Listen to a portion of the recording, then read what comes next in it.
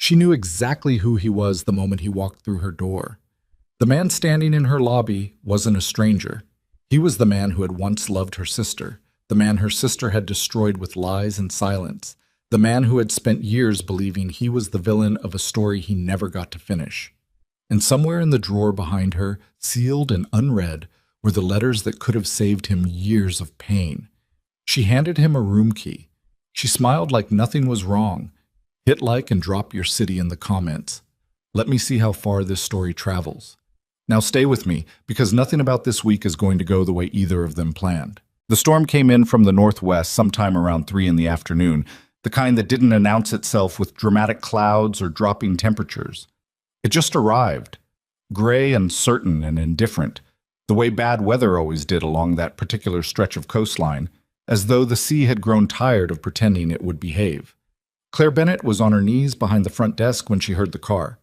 She was trying to fix a heating pipe that had been leaking since October, a job she'd been putting off for 3 weeks because the plumber had quoted her $1,400, and she had, at that exact moment in her checking account, $412 and some change. She had a wrench in her hand, a smear of rust along her left forearm, and a strip of duct tape between her teeth. The duct tape was not going to fix the pipe. She knew that. But it was Tuesday, and sometimes you just needed to hold something together until Thursday. The sound of tires on gravel made her sit up too fast and knock her head on the underside of the desk. "Perfect," she said to no one. She got to her feet, pulled the duct tape out of her mouth, and looked through the rain-streaked front window. A car had pulled into the lot, black, expensive, the kind of car that looked like it had been designed specifically to make other cars feel bad about themselves. It sat there for a moment, engine running, wipers going, and then the door opened. The man who got out wasn't dressed for a coastal storm. Dark coat, good shoes, no umbrella. He stood in the rain for a second, looking up at the sign above the inn. Bennett's, it read, in letters that had once been gold and were now more of a tired yellow. And something about the way he stood there made Claire's chest tighten in a way she couldn't immediately explain. Then he turned his face toward the window, and she saw who he was. She had to grab the edge of the desk. Ethan Holloway, 32 years old, CEO of Holloway Capital Group, which owned somewhere between 12 and 15% of the commercial real estate on the eastern seaboard, depending on which financial magazine you read. Twice named to Forbes's 40 Under 40. Once married to her sister, Diana Bennett, in a ceremony Claire had not been invited to because she and Diana had not spoken in 3 years at that point, which was its own story. The kind of story that didn't have a clean beginning or a clean ending, just a long middle full of small betrayals and unread text messages. She knew his face from news articles, from photographs Diana had sent in the early years, back when Diana still wanted people to know she had married someone important. She knew the line of his jaw and the way his hair went slightly dark when it was wet. She did not know what he was doing standing in the parking lot of her struggling inn on a Tuesday afternoon in November. He pushed through the front door. The bell above it rang once, soft and tired, the way it always did. "Hey," he said, and shook the rain off his coat. He looked around the lobby, the faded armchairs, the fireplace with its actual working fire, the wooden floors that creaked in 3 specific spots, the framed photographs of the harbor that her mother had hung 20 years ago and Claire had never taken down. Do you have rooms available?" His voice was lower than she'd expected, tired in a way that didn't have anything to do with the drive. "We do," Claire said. Her own voice came out steady. She was slightly impressed with herself. "How many nights?" He hesitated. "I'm not sure yet. Is that a problem?" "No." She reached under the desk for the actual guest ledger because the digital system had crashed 2 months ago and she hadn't had the money to fix it. "We're not exactly at capacity this time of year." That was a kind way of saying she was the only person there. Had been the only person there for 11 days. He stepped up to the desk, and she kept her eyes on the ledger, on the pen in her hand, on the blank line where she needed to write his name. "Name?" she asked. "Ethan Holloway." She wrote it down. Her handwriting didn't shake. She was very proud of her handwriting not shaking. "Address?" He gave her a Manhattan address. Of course he did. "And what brings you out this way, Mr. Holloway?" It was a standard question. She asked every guest. He looked at her for a moment like he was deciding how much of the truth was worth telling a stranger. Needed to get somewhere quiet, he said finally. You picked a good week for it, Claire said. Storm's supposed to sit on us until at least Thursday. Something moved across his face. Not quite relief. Maybe the closest thing to it he'd let himself feel in a while. That's fine, he said. That's actually fine. She gave him room 4, which was the best room. It faced the water, had the working radiator, and had a bathroom where the hot water pressure was actually good. It was also the most expensive room, which at this inn meant it cost $95 a night, a price that was probably an insult to a man who owned a percentage of the eastern seaboard, but was the most Claire felt she could charge with a straight face, given the state of the ceiling in the hallway. She watched him carry his own bag up the stairs. Then she sat down in the chair behind the desk, put her face in her hands, and stayed like that for about 45 seconds. Pushk. Diana had not been a bad person. Exactly. That was what made it complicated. She had been selfish in the particular way that very beautiful people sometimes were. Not cruel, just careless. The way someone is careless with things they assume will always be available to them. She had taken what she wanted and left behind what didn't suit her. And she had never once, in Claire's memory, seemed to understand why that might eventually cost her something. She had met Ethan Holloway at a charity gala 7 years ago. Claire had been 23, working double shifts at a restaurant in Portland, sending what money she could back to their mother who was running this inn alone and getting tired. Diana had been 26 and beautiful and standing in a room full of wealthy men looking for something worth keeping. She had called Claire 2 weeks later to say she'd met someone extraordinary. He's serious, Diana had said on the phone, in a tone that meant serious money. Like, actually serious? That's great, Di. He has a daughter, from a previous relationship. Little girl, 3 years old. Okay. I told him I love kids. A pause. I'm going to love kids, right? Like, I can figure that out? That was the moment Claire should have said something. Should have asked the harder question. But Diana was her sister, and Claire was 23 and tired, and she just said, "Sure, yeah, you'll figure it out," and went back to her shift. They got married 14 months later. Claire wasn't invited. That was the year she and Diana had stopped speaking over something that had started as an argument about their mother's medical bills and turned into every unspoken thing between them all at once. By the time the wedding happened, Claire had accepted that her sister lived in a different world now, one that didn't have a place for her in it. She knew the marriage had ended. She'd read about it in a small business journal that was covering Ethan's company, a single line in a profile piece, something about a recent divorce and his focus returning to work. She hadn't known the details. She hadn't tried to find out. What she had found out 2 years ago came by accident. She'd been cleaning out a storage closet. Her mother had died the previous spring, leaving Claire the inn and a quiet, enormous debt. And in a box of her mother's things, she found a bundle of envelopes. 7 of them, bundled with a rubber band, all addressed to Diana at their mother's address, all unopened, all in the same handwriting, all from Ethan Holloway. She hadn't opened them either, hadn't thrown them away, had put them in the drawer of the front desk because she didn't know what else to do with them, and she'd been telling herself for 2 years that she'd figure it out eventually.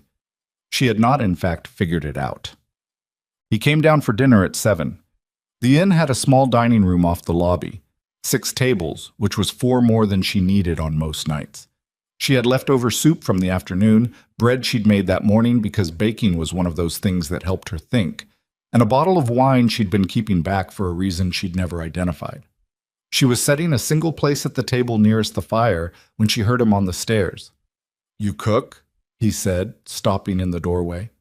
"Enough to keep guests from leaving bad reviews," Claire said. "Sit wherever. It's just soup tonight. Storm knocked out the delivery I was expecting." He sat at the table she'd set, which somehow felt like a small decision with weight to it.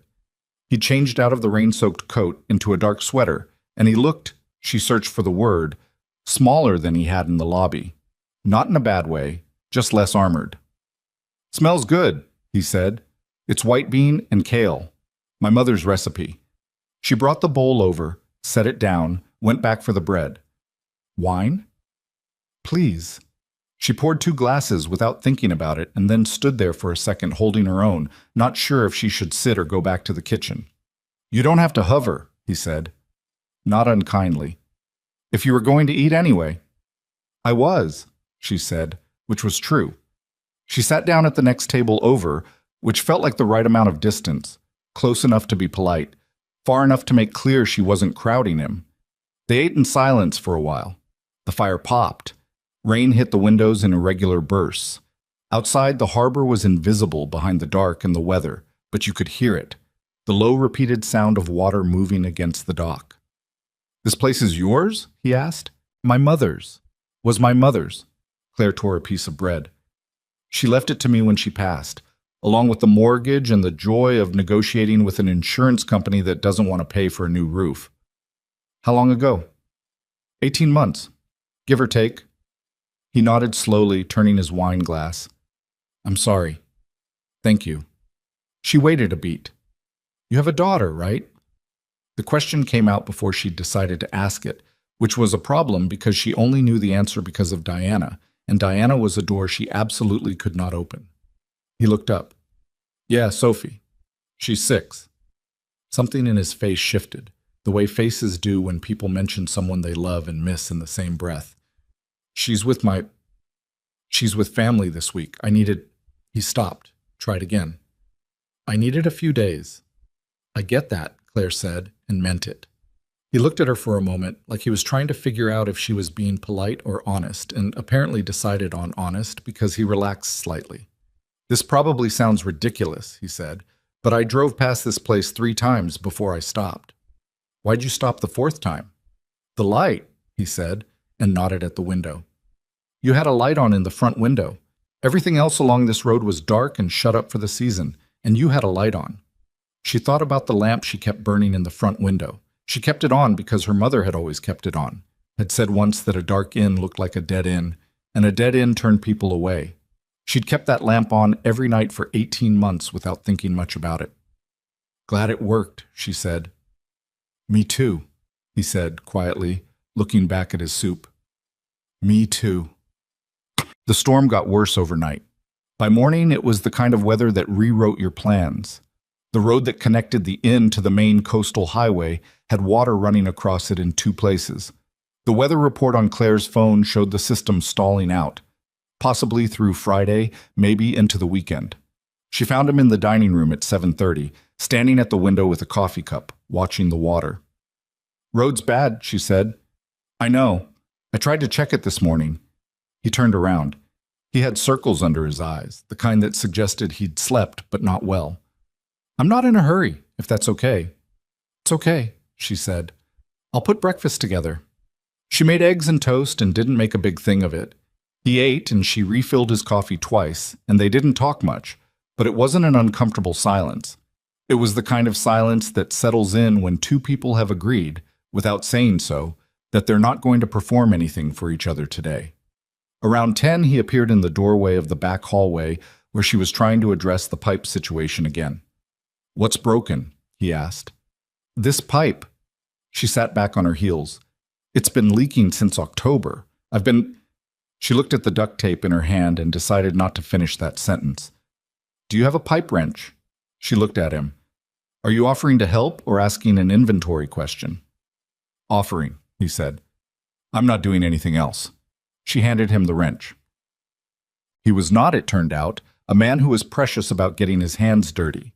He lay on the floor of the back hallway in his good sweater and worked on that pipe for an hour and a half, asking her to hand him things, muttering at the corrosion, getting a grease mark on his forearm that he wiped on his sleeve without appearing to notice or care.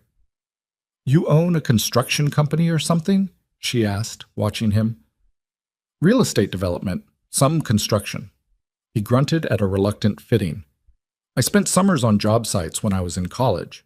My uncle was a contractor. I liked it. He paused. I don't do enough of it anymore. You do enough of sitting in boardrooms, though, I'm guessing. He laughed, a short, genuine sound that seemed to surprise him slightly. Yeah, more than enough. The pipe stopped leaking at 11:43. She knew the exact time because she checked her phone and she wrote it down in the maintenance log she kept because her mother had kept one, and it seemed like the right thing to continue. November 14th, 11:43 a.m., hallway pipe. fixed by guest. She stared at those words for a second and then wrote E. Holloway next to them, very small. The middle days of that week settled into a rhythm neither of them planned. He helped where he saw things needed doing. Not because she asked, but because he was apparently a person who couldn't see something broken and walk past it. He was methodical about it, the way people are when they grew up around work, and the habit is deeper than thought. He fixed the latch on the storm shutters.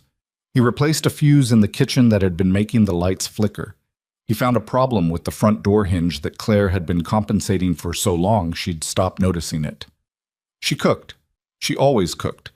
It was the one part of running the inn that didn't feel like survival. In the evenings, they ate together without formally deciding to, and they talked. Not about anything important, at first. Weather, mostly. The town. He asked questions about the harbor, where the boats went in the off-season, who owned which dock, why the lighthouse at the point had been decommissioned. She found herself telling him things she hadn't thought about in years, stories her mother had told her, bits of local history she'd absorbed without meaning to. He was, she discovered, a genuinely good listener, not the kind that waits for their turn, the kind that actually tracks the thread of what you're saying and asks the question that belongs to it. On Wednesday evening, she made pasta with a sauce that needed 3 hours on the stove, and he sat at the kitchen table and kept her company while she worked.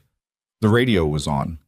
Rain on the roof, the smell of onions and herbs, and the faint brine of the harbor coming through the slightly imperfect seal around the kitchen window. "Can I ask you something?" he said.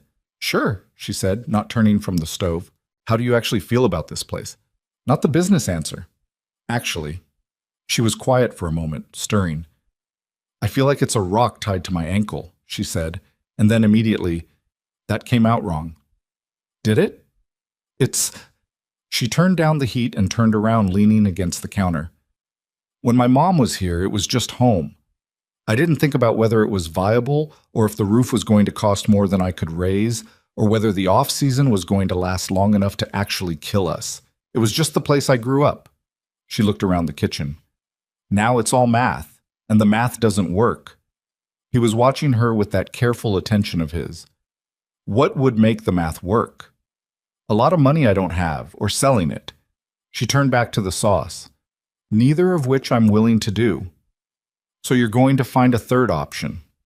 "I'm going to find a third option," she agreed. He was quiet for a moment. "I like that about you." She didn't look at him. She kept her eyes on the sauce and did not say anything to that, because there was nothing safe to say to that. Not with his sister's letters sitting in the drawer 20 feet away, and the whole shape of what she wasn't telling him, pressing against the back of her teeth every time she opened her mouth. Thursday, she found him on the front porch in the morning, sitting in one of the old wooden chairs with a mug of coffee, looking out at the harbor. The storm had lightened overnight. Not gone, but gentler. The sky the color of worn denim, the water still choppy but no longer furious. She brought her own coffee and sat in the other chair without asking if it was all right. "My daughter would love this," he said, without preamble. "The storm?" "The whole thing." He turned the mug in his hands. "She's been asking me to take her somewhere near the water, somewhere with boats and birds, and she read a book about lighthouses. She talks about it constantly." He smiled, and it was the first unguarded smile she'd seen from him, the kind that doesn't know it's being seen. "I keep telling her we'll plan a trip, and then I keep not planning it." "Why?" He thought about it.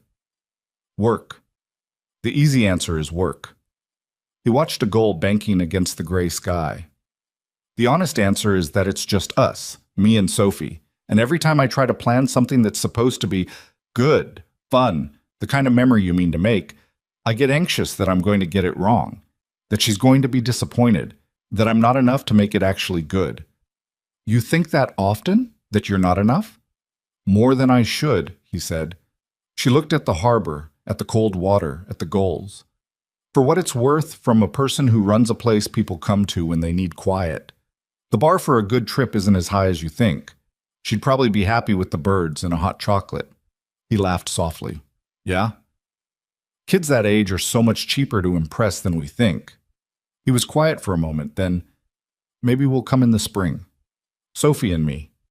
He looked over at her. Would you have room? I'll make room, Claire said. She meant it. That was the problem. She genuinely meant it.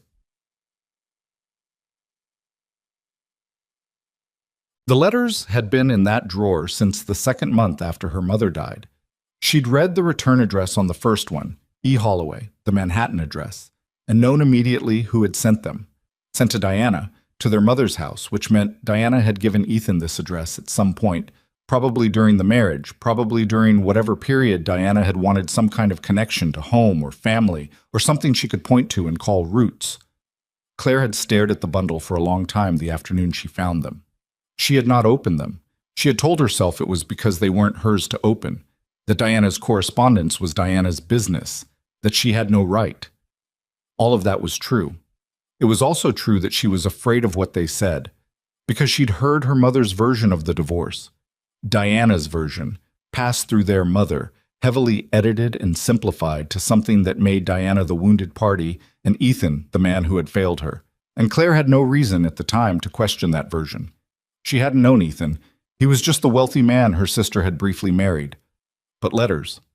7 letters, sent to a forwarding address, all unopened. Men who simply failed their marriages didn't write 7 letters they had no guarantee would ever be read. She knew that.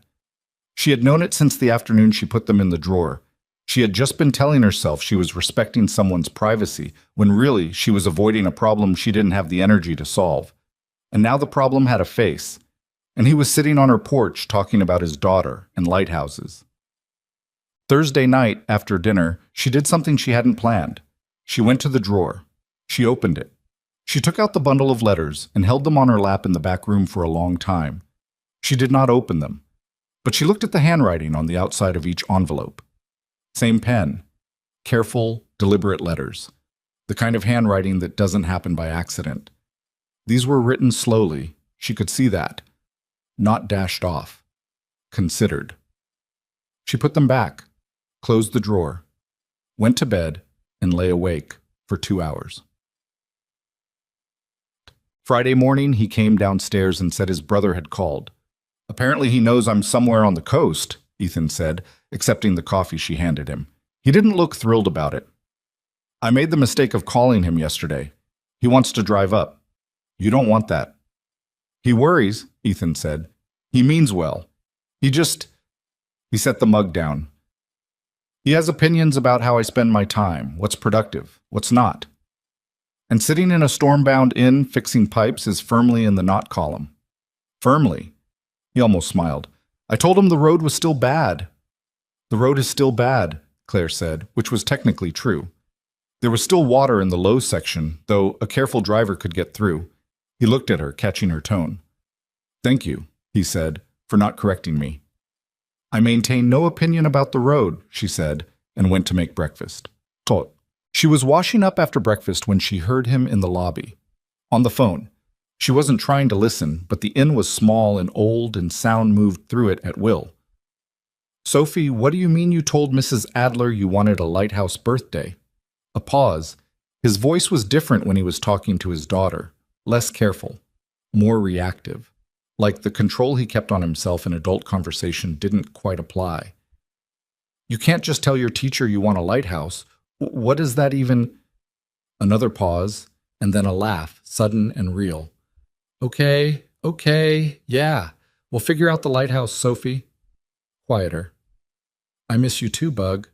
Yeah, I know. 2 more days. The gentlest version of his voice. Okay. Good night. A pause. Then he was talking to someone else, an adult, and the careful, managed tone came back. She's fine, Marcus. I'm fine. Tell her good night from me. Claire went back to washing the dishes and did not think too hard about the feeling in her chest. Okay. Friday night, they sat by the fire later than they'd intended to. She'd opened the bottle of wine she'd been keeping, the actual good one, not the dining room house wine, because it had been a long week, and the storm was finally loosening, and it felt like a thing that should be marked somehow. He'd built up the fire while she found 2 glasses that matched, which was something of an accomplishment at this inn. They talked until almost midnight. He told her about Sophie, about the birthday that was coming up in March. about the way Sophie had been quietly, methodically, devastatingly working on him all year to get a dog, about the book series Sophie was obsessed with that featured a girl detective who solved crimes using birds as messengers. She told him about her mother, about the first time her mother had let her help cook at the inn when she was 7, and how she'd burned an entire batch of biscuits, and her mother had made her start over without any complaint or impatience. Just try again, baby. That's all cooking is. About how this inn, despite the math not working, was the only place she'd ever felt like she completely understood herself. That's not a small thing, he said. I know. She looked into her wine glass. Most people spend their whole lives looking for that. He was quiet for a moment. My office doesn't feel like that. My apartment doesn't feel like that. He looked around the small, slightly shabby, firelit room. Somewhere in this week, I stopped feeling like I was holding everything together. Maybe you weren't supposed to be holding everything together this week. Maybe. He looked at her. Not the polite, managed look he'd had that first evening. Something more direct. Something that required her to not look away. Claire. Yeah. I'm going to ask you something, and I want you to know I'm aware it might be an odd question. Okay? Why do I feel like I already know you? The fire made a small sound. Rain tapped at the window, softer than it had all week. She thought about the letters in the drawer, about Diana's face in photographs she hadn't looked at in years, about the 7 years of distance between the version of this man she'd heard about and the person sitting 3 feet from her now. I have that effect on people, she said. I'm a good listener. He held her gaze for a second longer, and she wasn't sure he believed her. Then he nodded slowly and looked back at the fire, and they sat in the kind of silence that had its own weight to it, comfortable and not comfortable at the same time, the way it feels when something is changing and you're not quite ready to name it. She locked up at midnight. She stood in the lobby for a moment after he'd gone upstairs, and she opened the drawer, and she looked at the letters again. 7 letters. His handwriting. Her sister's name.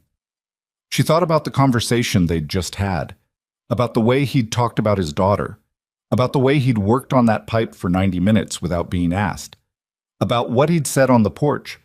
I keep getting it wrong. I'm not enough. She thought about what kind of man says that. Not to get sympathy, not to get something, just because it was true and he was too tired to dress it up.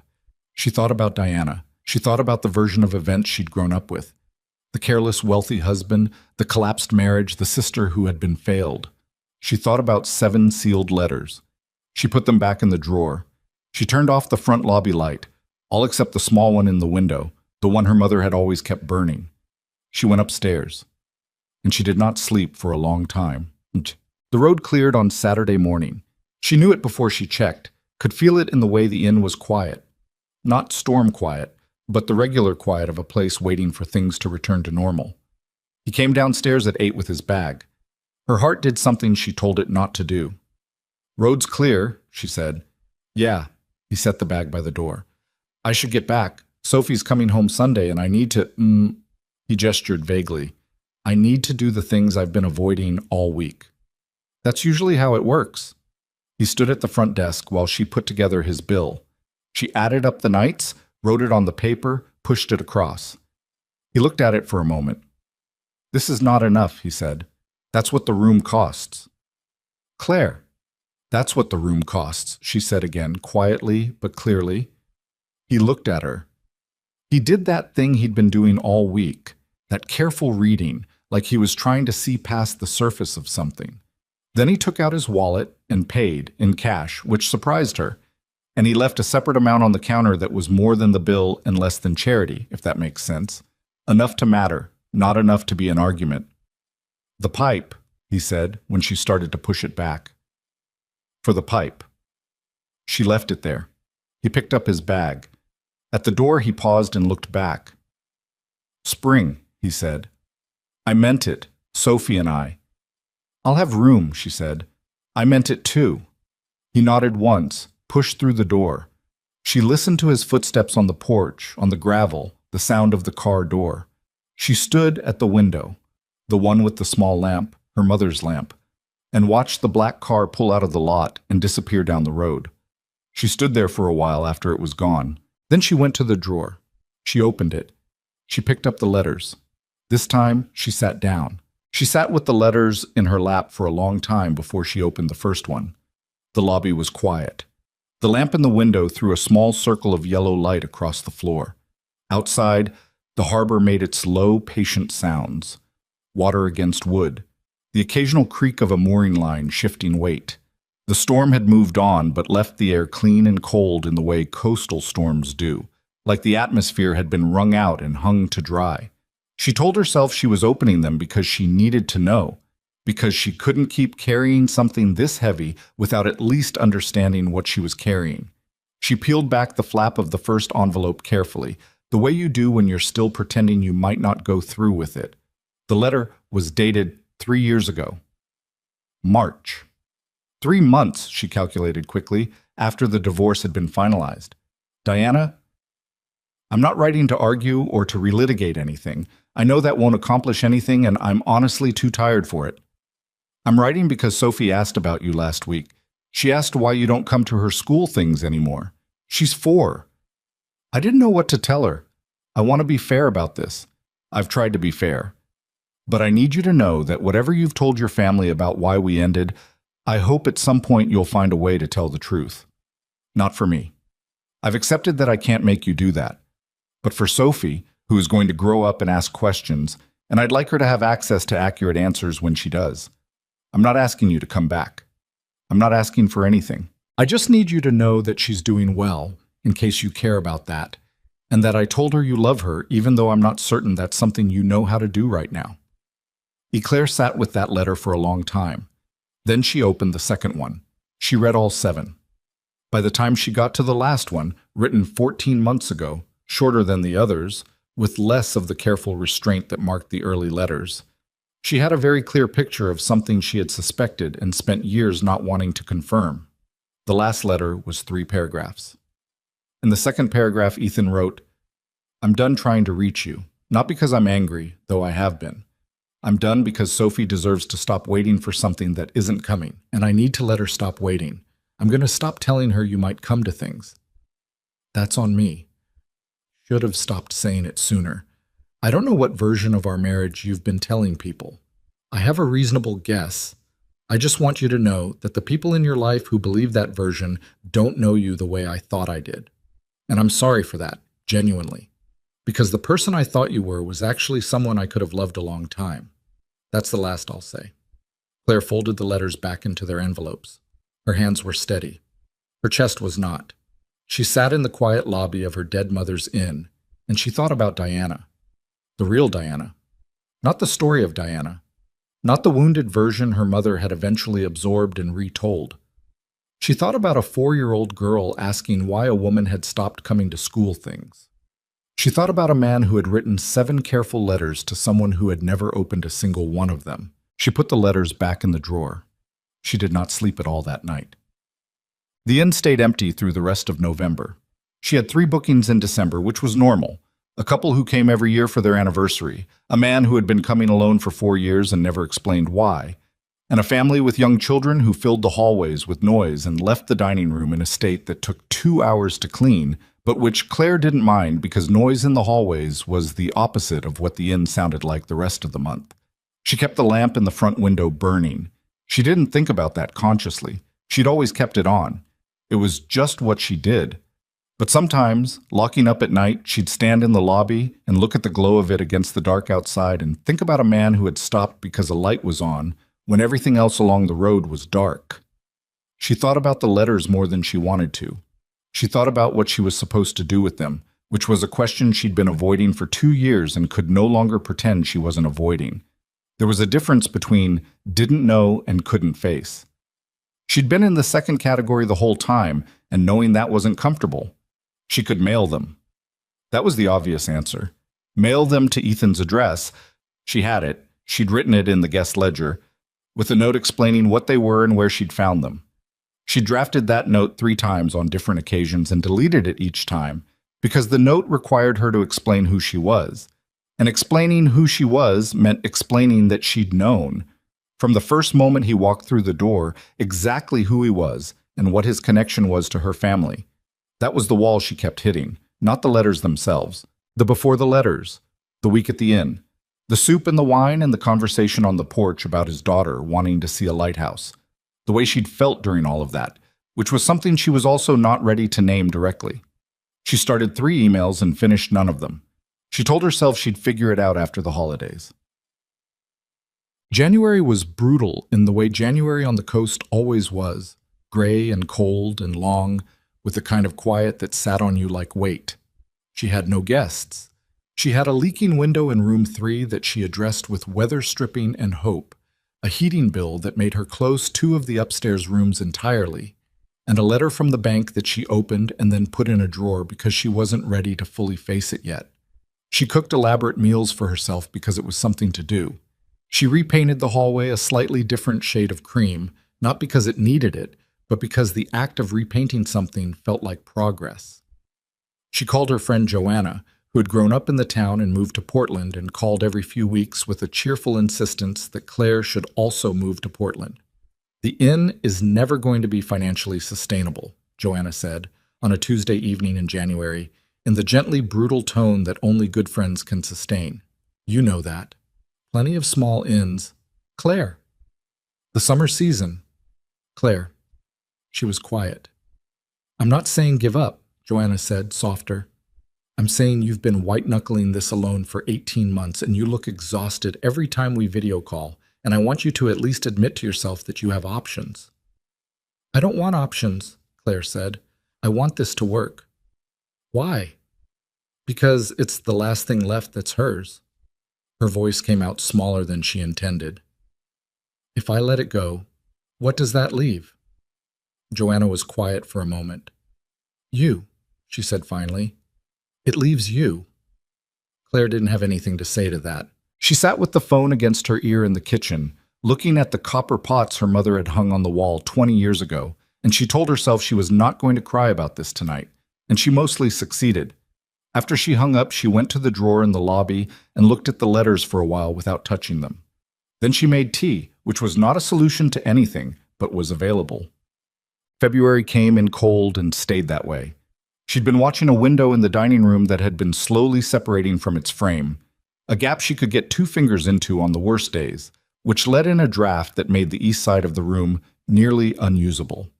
She'd priced out the repair, $400 for materials, probably another $600 for labor if she hired someone, or nothing if she could figure out how to do it herself.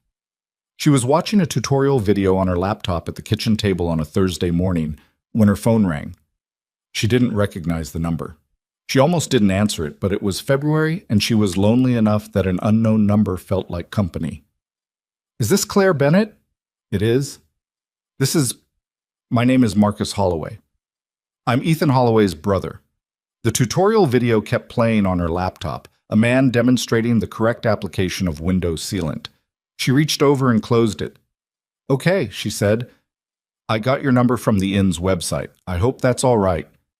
"Sure," she said. "What can I do for you?" A small pause, like he was recalibrating something. "My brother stayed at your inn back in November." "I remember." Marcus stopped, started over. "He talked about it. After. Not in detail, but he mentioned it more than he usually mentions things. Ethan doesn't talk about where he goes or what he does. He mentioned your inn." Claire was not sure where this was going, but she had a feeling starting in her stomach that she didn't like. "What is it you need, Mr. Holloway?" "I'd like to come up and see the place," Marcus said. "If that's possible. I'm in Boston for the week." "That's an hour-and-a-half drive in February." "I know. Why?" she asked directly, because she was tired and because the only polite thing she could do at this point was be honest. Another pause. This one felt more deliberate. "I have a business interest in coastal properties," he said. "Ethan's company, as you may know, does real estate development. I thought it might be worth a look." She sat with that for a moment. It was a reasonable explanation, and it was also, she was almost certain, not the whole explanation. "I don't have any interest in selling," she said. "I'm not necessarily talking about selling. There are other arrangements." "I'd have to think about it." "That's fair." He gave her his number. "Could I come Friday?" She looked out the kitchen window at the gray February harbor. She thought about the gap in the dining room window frame, the bank letter in the drawer, the mortgage that was not getting smaller on its own. Friday's fine, she said. Marcus Holloway arrived on Friday at 11 in the morning in a car that was very similar to his brother's but somehow managed to feel more aggressive, which Claire suspected was intentional. He was 38, she guessed, with Ethan's dark coloring but a different bearing entirely. Where Ethan had been careful and contained, Marcus moved through space like he was accustomed to it accommodating him. He was not unpleasant. He shook her hand, accepted the coffee she offered, looked around the lobby with the particular attention of someone doing a professional assessment while pretending to make conversation. "It's a beautiful property," he said, which was the right thing to say and probably also true. "Thank you. The bones are excellent. The location is exceptional." He looked at the harbor through the front windows. "I can see why Ethan liked it." Claire said. He turned to look at her then, and she had the feeling of someone shifting from preamble to actual subject. "Can I be direct with you, Ms. Bennett? Please?" "My brother is not in a good place."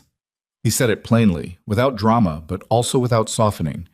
He's been running on empty for 3 years. He works too much. He doesn't sleep enough.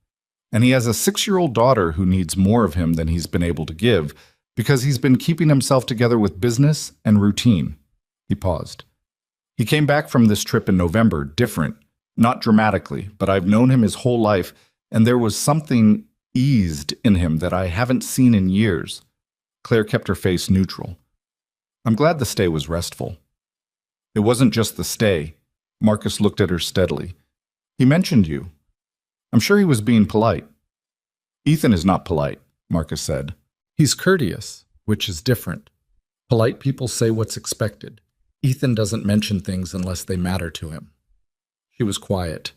Marcus turned his coffee cup on the table. "I looked you up, Miss Bennett, after he came home." There it was. She'd known it was coming, felt it in the architecture of the conversation, the way you can see the shape of a wave before it arrives. "And?" she said.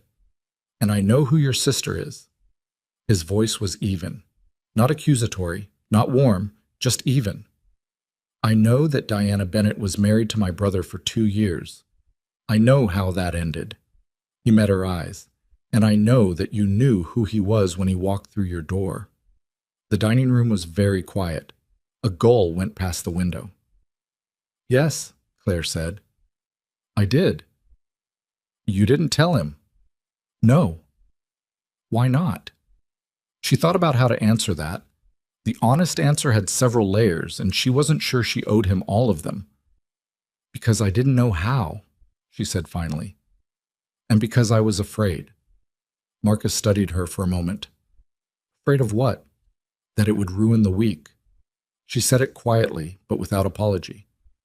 "He came here because he needed somewhere to put everything down for a little while. I didn't want to be the reason he picked it back up." Something moved across Marcus's face. He looked out at the harbor, and for a moment he seemed less like a man with an agenda and more like someone who was genuinely trying to figure something out. "There's something else," he said. "There usually is." He reached into the inside pocket of his coat and came out with an envelope. He set it on the table between them, face down. "I found this in Ethan's apartment, in a file he keeps with things from the marriage. I think Diana sent it to him after the divorce. I don't think he's ever gone back to read it." Claire didn't touch the envelope. "Why are you showing it to me?"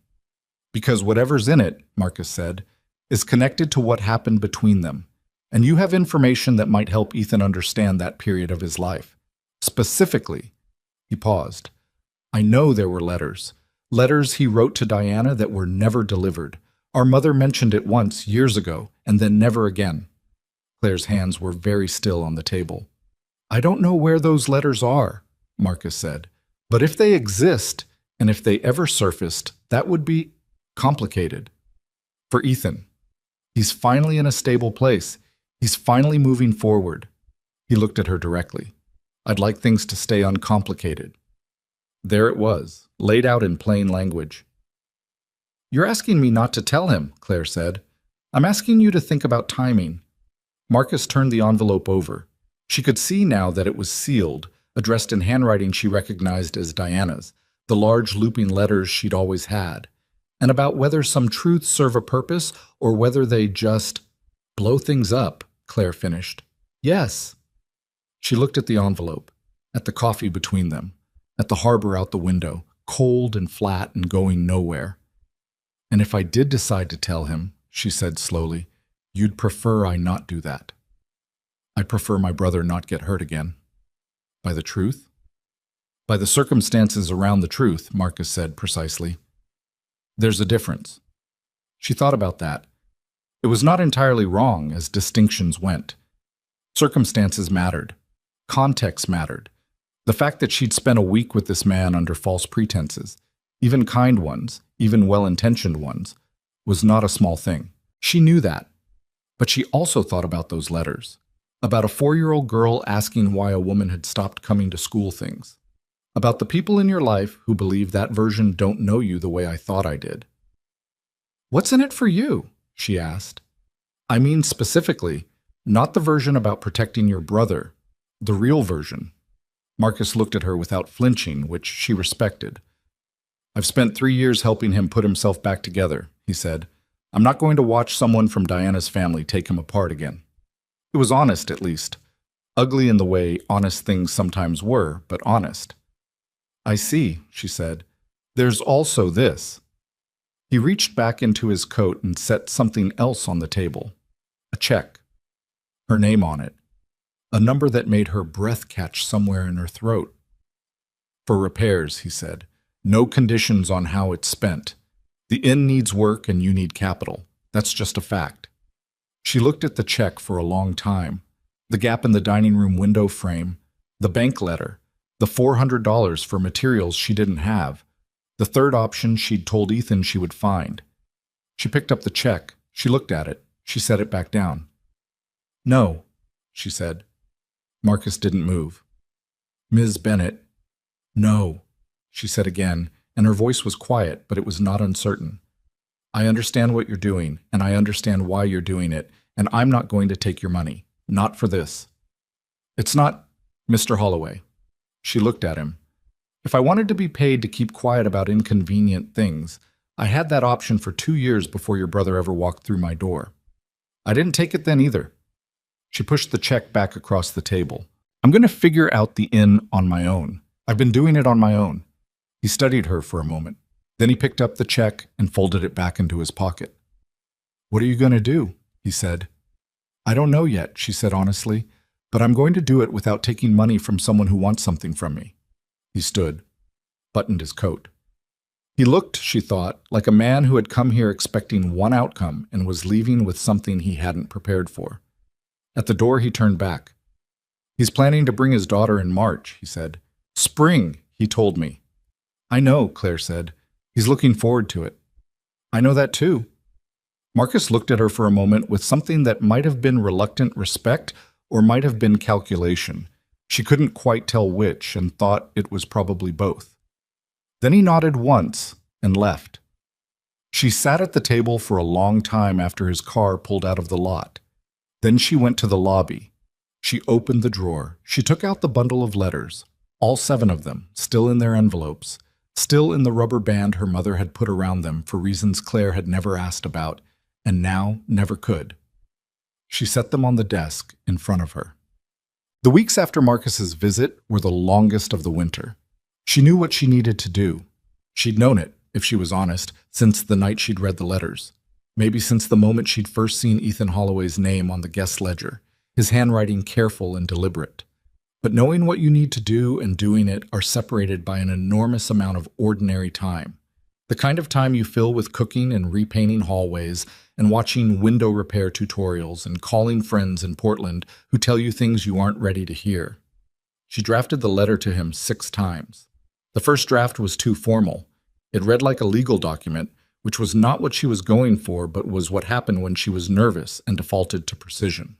The second was too emotional in the wrong direction, too apologetic in the way that asks for absolution rather than giving information. The third was fine, but she read it back and thought about him reading it and decided fine was not enough. She deleted them all and started over. What she settled on, eventually, was not long. She told him who she was, who Diana was to her, what she'd known when he checked in, and why she'd made the choice she'd made. She told him about the letters, that she'd found them in her mother's things, that she hadn't opened them for 2 years and then had, and that what she found in them had changed what she understood about what had happened between him and her sister. She told him she was sorry for every day she'd sat across from him or worked beside him or talked to him by the fireplace and not said the true thing. She did not ask him to call her. She did not ask for forgiveness.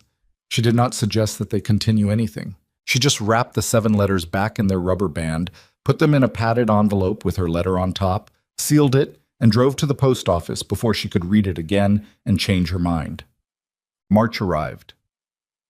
The coast changed in March in ways that were subtle and then suddenly obvious. The quality of light shifted. Something in the air turned less like an ending and more like a hesitation before something new. The harbor came back to life by degrees. A few fishing boats that had been dry docked, the marina's seasonal staff returning, the small bait shop at the end of the dock propping its door open during the warmest hours of the afternoon. Claire repainted the front porch. It needed it. The paint had been peeling at the corners since the previous summer, and she'd been meaning to address it since October. She did it herself over the course of 3 days, in the cold and the slanted March light, and it looked better when she was done. Not perfect. It would need doing again in a couple of years. But better. She fixed the dining room window with the help of a different tutorial video and a man at the hardware store named Don who spent 15 minutes explaining exactly what she needed and then carried the materials to her car without being asked. She opened 2 of the upstairs rooms she'd closed in January and turned the heat back on and cleaned them thoroughly, which took most of a Monday. She did not hear from Ethan. She had not expected to, necessarily. She'd told him she didn't need a reply. She'd meant it. But there was a difference between not needing something and not feeling its absence, and the absence of a response had a specific weight to it that she carried around the inn with her through the second week of March, while she restocked the kitchen and replaced the bulbs in the hallway fixtures and tried not to check her phone. On the 15th, she got an email from a travel blog that wanted to do a feature on small coastal inns. She wrote back. On the 16th, she got a call from a woman who wanted to book room 4 for a week in April for what she described as a writing retreat, which was a term Claire associated with people who arrived with ambitious intentions and left having mostly read and eaten well, which was fine. That was what the inn was for. On the 17th, in the late afternoon, she heard a car in the lot. She was in the kitchen. She heard gravel, a door, 2 sets of footsteps on the porch. One heavier, one quick and light. The pattern of a small person who is moving at speed, because moving at speed is the natural state of someone that age. The bell above the front door rang. She wiped her hands on her apron. She walked out of the kitchen. Ethan was standing in the lobby with a 6-year-old girl who had his dark hair and a coat that was slightly too big for her and both arms wrapped around a stuffed penguin that had clearly been loved to the point of structural compromise. He looked at Claire. She looked at him. She had prepared something to say. She'd been preparing it for weeks, a version of hello that would acknowledge everything without requiring anything. She'd rehearsed the exact neutral, composed way she would greet him. What she said was, "You came." What he said was, "I said I would." The girl looked up at Claire with the direct, assessing attention that small children have before they learn to be polite about it. "Is this the inn with the lighthouse?" she said. "The lighthouse is down the road," Claire said, crouching down to the girl's level without thinking about it. "But you can see it from the front porch. It's got a red top." Sophie Holloway considered this information seriously. "Does it still work?" "Not since 1987, but it's still standing." Sophie looked at her penguin, then back at Claire as if consulting. "Does anyone live there?" "Seabirds," Claire said. "Mostly gulls." "Gulls are mean," Sophie said with the confidence of someone who has decided things. "They are, actually," Claire agreed. "They'll steal your lunch." Sophie looked up at her father. "She knows about gulls," she said with a tone that indicated this was a point in Claire's favor. Ethan was watching Claire in a way she couldn't quite read. There was something complicated moving behind his eyes. Not anger, she didn't think, or at least not only that, something more layered. She stood up slowly and met his gaze. "I got your letter," he said. Quietly, because Sophie was already drifting toward the armchairs by the fireplace with the focused interest of a child discovering a new space. "I know," Claire said. "I wasn't sure you'd—" She stopped. I didn't know what you'd do with it. I didn't either, he said, for a while. Sophie had climbed into one of the armchairs and was holding her penguin up toward the fireplace in what appeared to be an introduction. Room 4's ready, Claire said, because she didn't know what else to say, and someone had to say something practical. Same room as before. Good, he said. He picked up his bag. She watched him go to the bottom of the stairs and call his daughter, who extracted herself from the chair with visible reluctance and came running with the penguin under her arm. At the bottom of the stairs, Ethan turned back. Claire, he said. She waited. I read them, he said. All of them. She nodded. There was nothing useful to add to that. He looked at her for one more moment. That careful, reading look she'd come to recognize, the one that didn't rush itself. And then he went upstairs. She stood in the lobby and listened to footsteps above her, the small, quick ones and the heavier, deliberate ones, and the sound of a child's voice asking something she couldn't make out, and then Ethan's voice answering, low and patient. She went back to the kitchen. She stood at the counter and looked at the copper pots on the wall and thought about how her mother had always said that the inn had a way of bringing people back. She'd said it like it was something she'd observed, a property of the place itself, the way some places hold warmth and other places don't. Claire had always thought it was a nice thing to say, a sentimental thing, the kind of comfort you offer to a building as much as to anyone. She put a pot of water on to boil and started thinking about dinner, and she thought her mother might have been right after all. Dinner that first evening was chicken with roasted vegetables and bread she'd made that afternoon. The same bread she always made when she didn't know what else to do with her hands. Sophie ate with the focused intensity of a child who had been in a car for 2 hours and was making up for lost time, and she talked, not nervously, not performatively, but in the continuous, associative way that 6-year-olds talk when they feel comfortable, jumping from the penguin's name, Gerald, she explained, because he looked like a Gerald, to the book she'd been reading in the car, to a detailed account of a disagreement she'd had with a classmate named Priya over whether penguins could theoretically live at the North Pole if someone moved them there. They could survive, Sophie said, with the authority of someone who had given this genuine thought. The temperature is right, but they'd be confused. About what? Claire asked. The other animals. They don't know polar bears. Sophie considered her bread. Gerald would be okay because Gerald is brave, but regular penguins would probably be nervous. Ethan was watching his daughter with the expression Claire had noticed before. The unguarded one. The one that didn't know it was being seen. Something about it hurt in a way she didn't examine closely. Where did you read about polar bears and penguins? He asked. I didn't read it, I thought it, Sophie said, as though this distinction were obvious. You thought the whole polar bear penguin migration theory. Yes, by yourself. Dad. Sophie gave him a look of patient exhaustion that was too old for her face by about 30 years. I think things by myself all the time. Claire pressed her mouth together to keep from laughing. Ethan caught her doing it, and something shifted briefly in his expression. Not quite a smile, not yet, but the infrastructure of one. After dinner, Sophie fell asleep on the armchair by the fireplace before Ethan had finished clearing the table, still holding Gerald, one sock half off, with the totality of unconsciousness that children have when they've decided they're done being awake. Ethan came to the doorway of the dining room and looked at her, and then looked at Claire. I should get her upstairs, he said. I'll get the fire banked. He carried Sophie up without waking her, which was clearly something he'd done enough times that he had a system. The particular angle of holding that avoided the creaky third stair, the way he shifted her weight at the landing. Claire watched him go and then turned to the fireplace and did something useful with her hands. She was in the kitchen washing up when she heard him come back downstairs. He appeared in the kitchen doorway. She's out, he said. She earned it. Gerald's philosophical dilemmas alone would exhaust most adults. He almost smiled again. He was still doing that.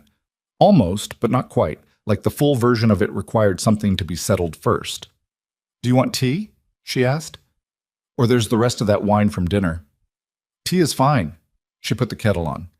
He sat at the kitchen table, which was where he'd sat in November when she'd been making the 3-hour sauce, and the familiarity of it had an edge to it now. The same table, the same kitchen, but with everything that had been unspoken in November now said and sitting between them like something that had been set down and not yet picked up. "I want to ask you something," he said, while she was getting mugs down. His voice was level, careful. "Okay. In November, that first night, when I walked in and gave you my name," he paused. "What did you feel?" She set the mugs on the counter. The kettle was heating. Outside, the March harbor was dark and quiet. "Like the floor had moved," she said honestly. "But you didn't say anything." "No." "Why not right then? Not the whole week, just that first moment. Why not just say, 'I know who you are, this is a strange situation. Do you want me to call someone else?'" She turned around and leaned against the counter. He was watching her the way he always watched things he was trying to understand, without judgment in his face, but with a quality of attention that didn't let you get away with approximate answers.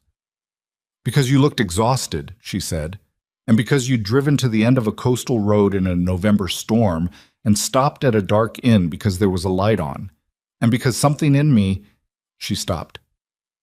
"Something in me thought that whatever you needed, it wasn't more complicated information. That wasn't your call to make. I know. I told you things, that week."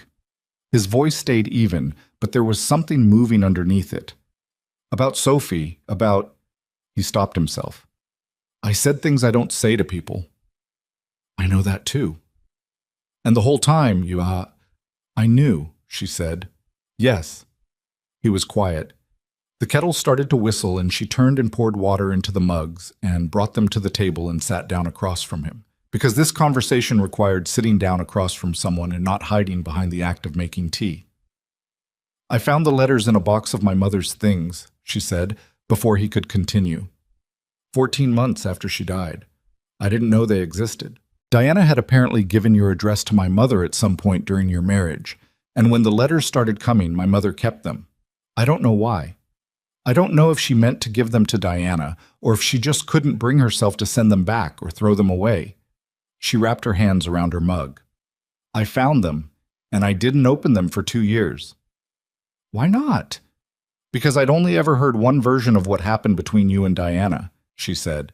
"My mother's version, which was Diana's version, and I was—" She thought about the right word. "I was afraid that opening them would mean having to reckon with the fact that the version I'd been given wasn't complete." He was watching her. "Was it?" "Incomplete." "Very," she said quietly. He looked down at his tea. Something moved across his face. Not surprise exactly. More like the particular expression of someone hearing a thing confirmed that they'd suspected for so long it had stopped feeling like suspicion and started feeling like a fact they just couldn't prove. "What happened with you and Diana?" he asked. "You said you two weren't speaking by the time of the wedding." "We stopped speaking over our mother's medical bills," Claire said, "which was the official reason. The real reason was that we'd been running out of room for each other for years, and the bills gave us an excuse to make it formal." She paused. "Diana wanted a different life than the one we'd grown up in. She wanted it very badly, and she was—" Claire chose her words carefully, not from protectiveness of Diana, but from precision. "She was someone who was very good at making people believe they were giving her what she needed, when actually she was taking it." The kitchen was very quiet. "I know," Ethan said. "Just that. I'm not trying to—" "Pooh! I know," he said again. "You're not telling me anything I haven't had years to figure out." He turned his mug in his hands. "What I didn't know was how much of what she told people about the marriage was—" He stopped, started again. "She told her family I'd been emotionally absent, focused only on work, that she'd tried to make things work, and I'd been checked out." Claire said nothing. "Was that what you'd been told?" he asked. "Approximately," she said. "Yes." He nodded slowly, not surprised. Still something that looked like the confirmation of an old and tiresome pain. "I was focused on work," he said. "I won't pretend I wasn't. Sophie's mother, we were never married. That was a different situation entirely. And when she left, I was 26 with a 2-year-old and a company that was at a critical point, and I made choices about where my attention went that weren't always the right ones." He paused. "But I was there. I showed up. And when I started to understand what Diana actually wanted versus what she said she wanted, I tried to have that conversation, and she—" He stopped. "You don't have to explain it to me," Claire said. "I know." He looked at her. "I think I want to, though, because you spent a week with me, and you knew who I was, and you made a decision to let things be what they were without telling me. And I'm trying to understand if you were protecting something or just avoiding something." The directness of it landed cleanly. She didn't flinch from it. "Both," she said. "I think it was both." He nodded. He didn't look angry exactly, but he didn't look resolved either. He looked like a man in the middle of something, which was fair because he was. "I need to think," he said. "Okay. Not about whether I'm glad I came back. I know the answer to that." He looked up. "About the rest of it." She nodded. She understood what he was asking for, even without him saying it directly. Space inside this visit to be here and not here at the same time. To let Sophie see the lighthouse and pet a gull and eat good food and sleep in a room with good water pressure while he worked through the architecture of what he'd been handed. "Room 4 has extra blankets in the closet," she said. Sophie looked cold in the car. The corner of his mouth moved. Not quite a smile, but close. "Thank you," he said. "Good night, Ethan." "Good night." She washed the mugs after he went upstairs. She stood at the kitchen sink and looked at her own reflection in the dark window above it, distorted slightly by the old glass, and she thought about the conversation they'd just had and thought it had gone as well as she had any right to expect. That was the night Marcus arrived. She didn't know he was coming. That was the thing she kept returning to in the days that followed, not as an excuse, but as a fact that mattered. She had not known. She had not prepared. What happened in real time, without rehearsal, which meant that when it went wrong in the irreversible way that unrehearsed things do. She heard the car at 9:15. Ethan was upstairs. Sophie was asleep. Claire was in the lobby with a book she hadn't actually been reading, sitting in one of the armchairs by the window, when headlights swept across the front of the inn. She knew the car. She'd seen it once before, in February, in the same lot. She got to the door before Marcus could knock and stepped out onto the porch, pulling the door mostly closed behind her. The night was cold and clear, the harbor a dark mirror below the road. "Mr. Holloway," she said, keeping her voice low, "this isn't a good time." Marcus looked at her. He'd driven up from wherever he'd been without calling ahead, which told her something about the state he was in. He looked less composed than he had in February. His coat was open, his expression tight in a way that suggested several hours of wrestling with the decision. "Is he here?" he said. "He's here." "Does he know?" He meant about her, about Diana, about all of it. "We talked," she said. Something flickered in his face. "What did you tell him?" "The truth," Claire said. "Most of it. We're still working through it." Marcus looked past her at the closed door. "He called me this afternoon. From the road, before he got here. He sounded—" Marcus stopped. He sounded like he did at the beginning, when everything was falling apart. "He's not falling apart. He's thinking. You don't know him the way I do." "No," she said. "I don't." Marcus looked at her steadily. "What is it you think is going to happen here, Ms. Bennett? You tell him everything. He forgives you for the deception. And then what? He starts coming to this inn on weekends? He integrates you into his life, his daughter's life, and 6 months from now it goes wrong the way things always go wrong, and Sophie is the one who pays for it?" His voice was controlled, but there was heat in it, the heat of something he'd been containing for a long time. She already lost one person who was supposed to be a constant. Diana walked out and never looked back, and Sophie was 4 years old. "I know how old she was," Claire said quietly. "Then you understand why I'm not willing to let someone else do that to her. I'm not Diana." "No," Marcus said. "Diana was upfront about what she wanted. You spent a week lying to my brother by omission. It landed hard, the way true things do when someone delivers them without flinching." "I've already acknowledged that," she said. "Acknowledging it isn't the same as it not having happened." They stood on the porch in the cold, and Claire thought about what she wanted to say and how much of it was defensible, and how much of it was just the impulse to protect herself, and she tried to be honest about the difference. "What do you want from this visit?" she asked. I want to see my brother. He's inside and it's 9:30 and his daughter is asleep. I'll be quiet. Marcus. The front door opened. Ethan stood in the doorway in the sweater he'd worn at dinner, looking from Claire to his brother with an expression that shifted rapidly from confusion to something more contained and careful. Marcus, he said. His voice was flat in the way voices get when someone is managing their reaction. Hey, Marcus stepped up onto the porch. I was in the area, I thought. You weren't in the area, Ethan said. It's 9:30 on a Tuesday and you drove an hour and a half. What's going on? Marcus looked at Claire, and Ethan tracked that look with the precision of someone who had known Marcus his whole life and understood exactly what it meant when his brother looked at someone instead of answering a question. What? Ethan said. Can we talk inside? Marcus said. You can talk here. Claire. He glanced at her. Whatever it is, she can hear it. Marcus was quiet for a moment. The decision moved across his face, the kind of decision that people make when they've had something planned and are realizing the plan has already been overtaken by events. I came here in February, Marcus said. Ethan went still. I called ahead. I drove up and I met with Ms. Bennett. He paused. I knew who she was before you did. I found out when I looked her up in November, after you came home talking about this inn. I knew Diana was her sister. Ethan looked at Claire. She met his eyes and didn't look away because looking away would be the wrong thing. And? Ethan said, still looking at her. And I came up to assess the situation, Marcus said. To make sure. You offered me money, Claire said. It came out steady. He offered me money to keep quiet and not tell you who I was. I said no. Silence. Ethan turned to his brother. Marcus didn't deny it. I wanted to protect you, he said. You wanted to manage me, Ethan said. His voice had gone very quiet, which was, Claire was beginning to understand, a sign of how serious it was. Ethan's anger didn't get loud. It got quiet and precise and extremely clear. You drove up here and offered a woman money to stay out of my life without telling me you'd done it, without asking me what I wanted.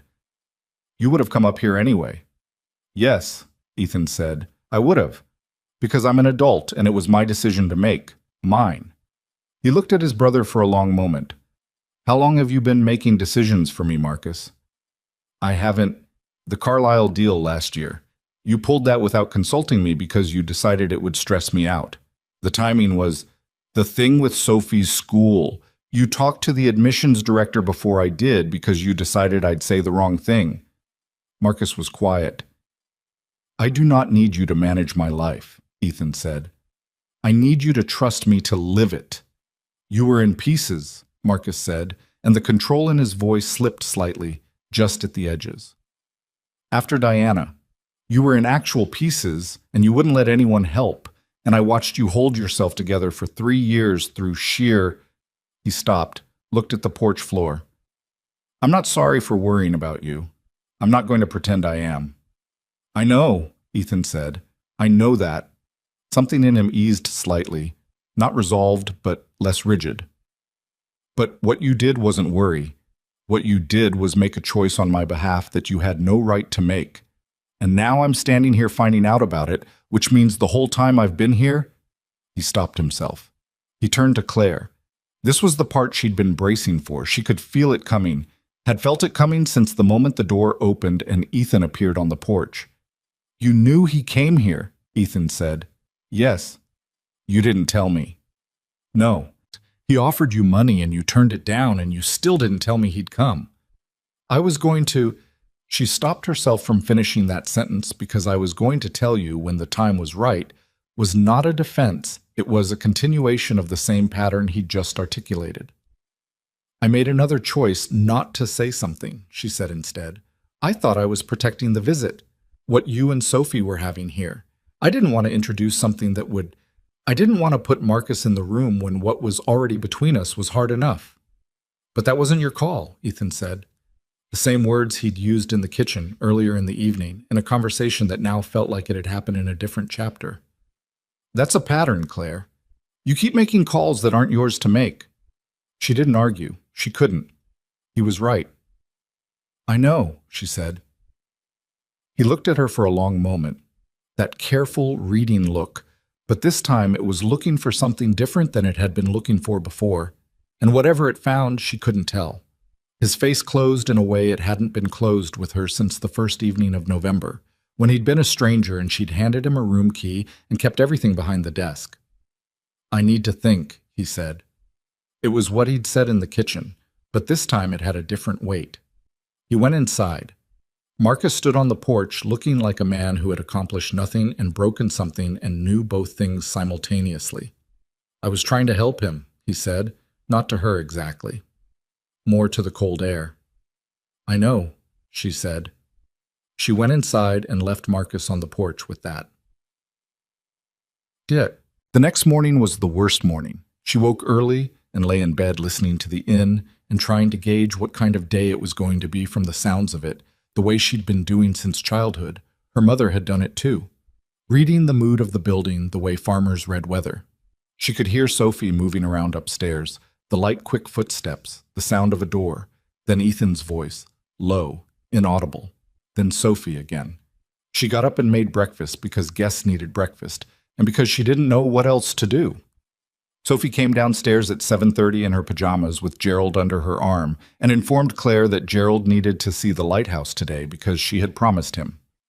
"After breakfast," Claire said. "He says after breakfast is acceptable." Sophie climbed onto a kitchen stool. "He says he would like eggs." "Gerald eats eggs?" Sophie looked at her with the expression of someone dealing with an obvious misunderstanding. "He doesn't eat them. He just likes to know they're there." "Okay," Claire said. "Eggs it is." She made eggs and toast and juice, and Sophie ate and talked about Gerald's opinions on coastal geography, and Claire cooked and responded and kept her eyes on the pan because if she looked at Sophie's face too long, she was going to feel something she couldn't afford to feel in a kitchen at 7:30 in the morning. Ethan came downstairs at 8. He sat at the table and drank coffee and said good morning and ate the breakfast she put in front of him, and they were all three very polite to each other in the careful way of people navigating something fragile. Sophie didn't notice. Sophie was constructing an elaborate argument for why Gerald should get to come to the lighthouse in her coat pocket rather than her bag. After breakfast, Ethan took Sophie to the lighthouse. Claire watched them go from the front porch, Sophie ahead already at a run, calling back something about the red top, and Ethan behind her with his hands in his coat pockets and his eyes on the ground between his feet. He walked like a man who was thinking so hard he was barely inside his body. He didn't look back. She went inside and cleaned the kitchen and tried not to assign meaning to that. They were gone for 2 hours.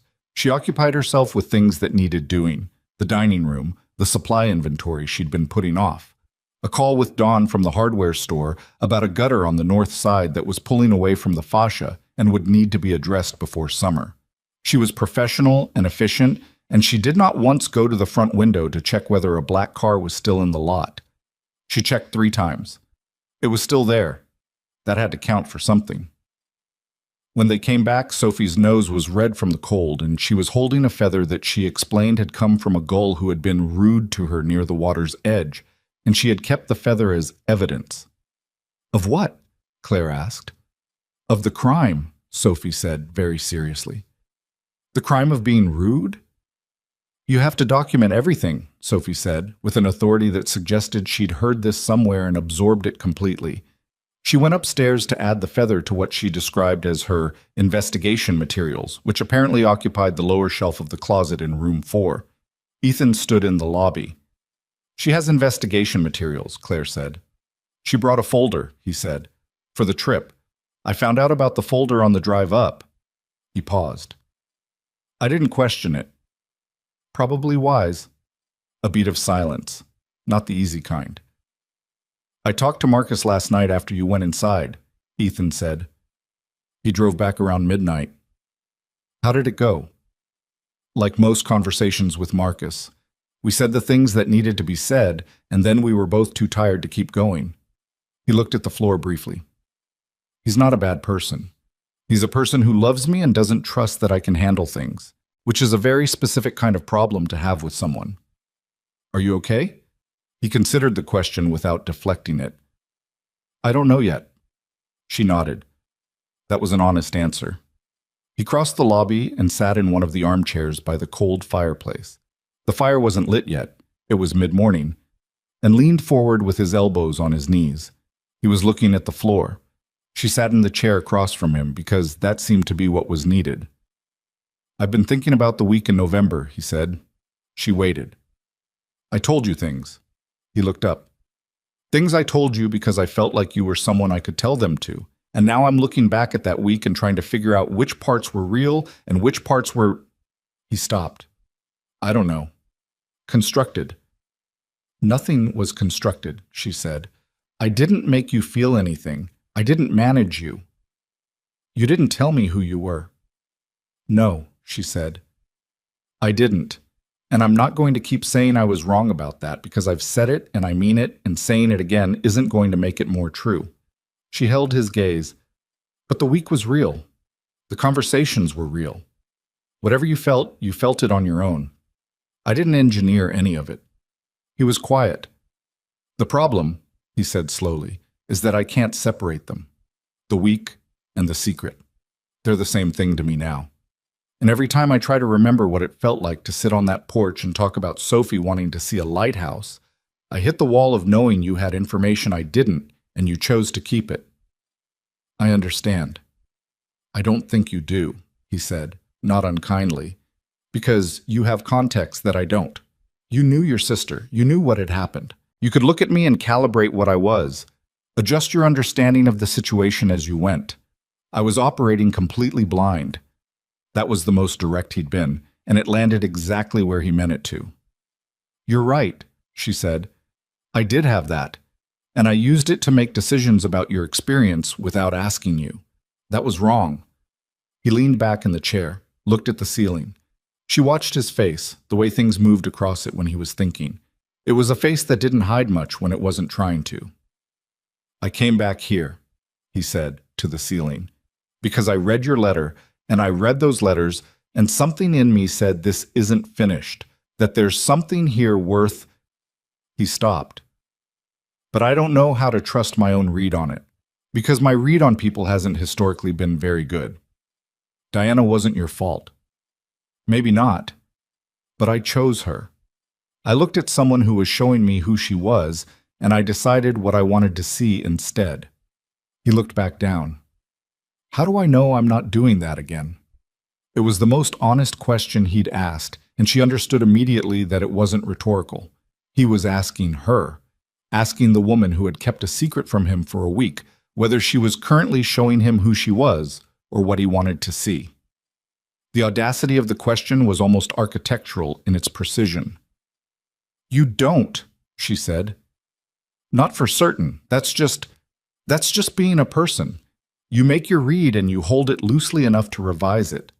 He looked at her for a long time. "The letters," he said finally. She waited. "In the last one I wrote to Diana," he said, "I said something I've thought about a lot since. I said the person I thought she was someone I could have loved for a long time." He paused. "I meant it as something sad, a grief statement. The version of her I'd believed in wasn't real, so it was like losing someone who hadn't existed." "I know," Claire said softly. "I read that one too. But sitting here—" He stopped himself, looked at the cold fireplace. "I'm not going to finish that sentence right now. Okay? I need more time." "There's time," she said. "The room is yours as long as you want it." He looked at her. One more of those careful, searching looks, the kind that had always felt like they were looking for something specific, and then he nodded slowly and stood up. "I'm going to take Sophie to that bait shop down at the marina," he said. "She wants to see the boats. Don't let her get too close to the water. The dock's slippery this time of year." He looked at her with something that was almost exasperation and almost gratitude. "I know how to take my daughter to a marina, Claire." "I know you do," she said. "I was nervous and it came out as advice." He stood there for a moment, and she thought she heard something shift in him, very slightly, the way a lock opens when someone finally tries the right key and doesn't even know they're doing it. "Nervous," he repeated. "Yes." He considered that. Then he went upstairs to get Sophie. She sat alone by the cold fireplace and thought about what he'd said. I'm not going to finish that sentence right now. She turned those words over and tried to understand the shape of what was left unfinished inside them, and she thought that whatever it was not nothing.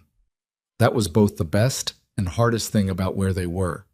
Nothing about it was nothing. The blow came that afternoon while they were out. She was in the back hallway reattaching a section of baseboard that had been pulling away from the wall when she heard her phone. A text from a number she didn't recognize, which turned out to be Marcus. I told him everything this morning, before the lighthouse. He knows you knew I came in February from the beginning. He knows I offered you money. And he knows something else I should have told him when I first found out, that you spoke to Diana 3 months ago. She sat back on her heels and stared at the screen. She had spoken to Diana. That was true. In December, a brief and difficult phone call that Diana had initiated, the first contact in 4 years, during which Diana had been strange and vague and not quite present in the way she sometimes got, and Claire had told her about the letters, about finding them, about not knowing what to do with them. Diana had gone quiet and then said something Claire hadn't known what to do with. Don't send them. It won't help him. Let it be done. Claire had not followed that advice, but she had not told anyone about the call either. She typed back, "When did you tell him?" Marcus's response came fast. This morning, before they left for the lighthouse. She put the phone down on the floor and looked at the baseboard she'd been fixing and thought about Ethan at the lighthouse with Sophie. Ethan walking back across the road to the inn. Ethan sitting in the armchair and having the conversation they'd just had, knowing more than he'd let on. Or maybe not knowing what to do with what Marcus had told him. Or maybe working through it in real time while she thought they were just talking. She didn't know which. She couldn't know. She picked up her tools and went back to the baseboard because the baseboard needed fixing and she needed something concrete to do. But she was already thinking about the shape of his face when he'd said, "I'm not going to finish that sentence right now." And she was wondering now whether the sentence had already been decided and she just hadn't been told. When his car pulled out of the lot 3 hours later and didn't come back, she understood. She went to the window. She watched the taillights disappear around the curve in the road. The lot was empty. The harbor was going dark in the early evening, the light falling back from the water the way it did this time of year. On the front desk was a check, face down. She turned it over. It was more than the room cost. Not the extravagant kind of more. Just enough to cover what was owed and leave a little, the way he'd done in November. There was no note, just the check. She looked at it for a long time. Then she opened the guest ledger and looked at the line where she'd written his name in November, in handwriting that hadn't shaken. And she thought about everything that had started in that moment and followed from it and arrived here. An empty parking lot and a check for the right amount left face down on a desk. She had not been abandoned. She understood that. He was not Diana. He hadn't done what Diana had done. But he had gone. And that was also true. And the inn was very quiet in the particular way it got when the last guest had checked out. She put the check in the drawer. She went to the kitchen. She made dinner for one, which was something she had done many times and was good at, and she ate it alone at the kitchen table with the copper pots on the wall and the harbor going fully dark outside. And she thought about what her mother had said about this place bringing people back. She thought about how that wasn't actually a promise. It was just something her mother had noticed or wanted to believe. Observation wasn't guarantee. Some things came back, some things didn't. The lamp in the front window was still on. She left it burning the way she always did, and she went to bed. She gave herself 3 days. That was the agreement she made with herself the morning after the empty parking lot and the face-down check and the dinner for one. 3 days to feel whatever needed to be felt without making any decisions, without drafting any letters, without standing at windows looking at the road. 3 days to just be inside the situation without trying to fix it or understand it or make it into a story with a shape she could manage. The first day she cleaned the inn from top to bottom. Not the routine cleaning, the kind she did every week on a schedule her mother had established. And she'd never changed. The real kind. Moving furniture, pulling everything out of closets, getting behind the radiators with a brush. She worked from 7 in the morning until her knees ached and her shoulders were sore and the light had gone flat and gray outside, and she ate crackers and cheese standing at the kitchen counter because she was too tired to cook, and she went to bed at 9 and actually slept. The second day she drove into town and did things she'd been putting off. She went to the bank and sat across from a woman named Linda, who had a kind face and a direct manner, and walked her through the numbers without making her feel stupid, which Claire had been afraid of. The numbers were not good, but they were not unsurvivable, which was the word Linda used, and Claire thought that unsurvivable and survivable were not as far apart as they ought to be, but that survivable was something to work with. She stopped at the hardware store and talked to Don about the gutter on the north side. Don came out the following week, he said, and she could pay him in installments if that helped. And she said it did, and thanked him and drove back to the inn with a bag of groceries and a very specific kind of tired that had nothing to do with sleep. The third day she let herself think about Ethan. She sat on the front porch in the cold March air with her coffee going cold in her hands, and she let herself look directly at it, all of it, November and February, and the March visit that had lasted less than 24 hours and ended with a check face down on a desk. She tried to be honest about her part in how it had gone. Not the punishing kind of honest, where you list your failures until you've justified any outcome as deserved. The useful kind. The kind that asks, what was true and what did you do with it and what would you do differently? She had been afraid. That was the root of most of it. Not afraid of Ethan specifically, but afraid of the complexity. The way the truth she was holding was also her sister's story, and her mother's story, and her own story, all tangled together in a way that made it impossible to hand over one strand without pulling the whole knot apart. She had told herself she was being considerate of his peace. She had partly been protecting her own. The phone call with Diana in December. That was the thing she kept coming back to. She had told Diana about the letters. She hadn't needed to. Diana hadn't asked. She'd picked up the phone when Diana called and listened to her sister's voice, strange and slightly flattened, the way Diana's voice got when she was performing a version of herself she didn't fully believe in. And at some point in the conversation, she'd said, I found letters. Letters Ethan wrote to you, to Mom's address. They were never opened. Diana had gone very quiet. Then she'd said, don't send them. It won't help him. Let it be done. And Claire had done the thing she always did in conversations with Diana, which was to not say the thing she was actually thinking, which was, you don't get to decide what helps him. You stopped having that authority when you walked away from him and his 4-year-old daughter and never looked back. She hadn't said it. She had mailed the letters anyway, 8 weeks later. But she hadn't said it. That call was something Ethan knew about now, through Marcus, stripped of context and delivered in whatever way Marcus had chosen to deliver it. And she had no idea what version Marcus had given him or how it had landed or what Ethan had been thinking during their conversation about trust and real things and sentences he couldn't finish yet. She went inside and wrote a letter. Not a draft, not a practice version. The real one, start to finish, without stopping to reconsider. She wrote it by hand because she thought it should be by hand, the same way his letters to Diana had been by hand. She used the good stationery she'd found in her mother's desk, cream-colored paper that was slightly yellowed at the edges from years in a drawer but was still good quality. She sat at the kitchen table and wrote without stopping, 7 pages, the kind of writing that comes out of you when you've been holding something long enough that it has found its own shape. She told him about the December phone call. She told him exactly what Diana had said and exactly what she hadn't said in response, and why. She told him she didn't know what Marcus had said or how he'd said it, but that she wanted him to have the full version because partial versions were what had gotten them here, and she was done dealing in partial versions. She told him that she had not called Diana to coordinate anything, or to protect herself, or to get ahead of a story. She had told Diana about the letters because Diana was her sister, and some habits of the heart don't end just because a relationship does, and she had thought, stupidly, that Diana might want to know, that it might mean something to her. She told him Diana's response had told her everything she needed to know about what she should do next, which was mail the letters herself regardless.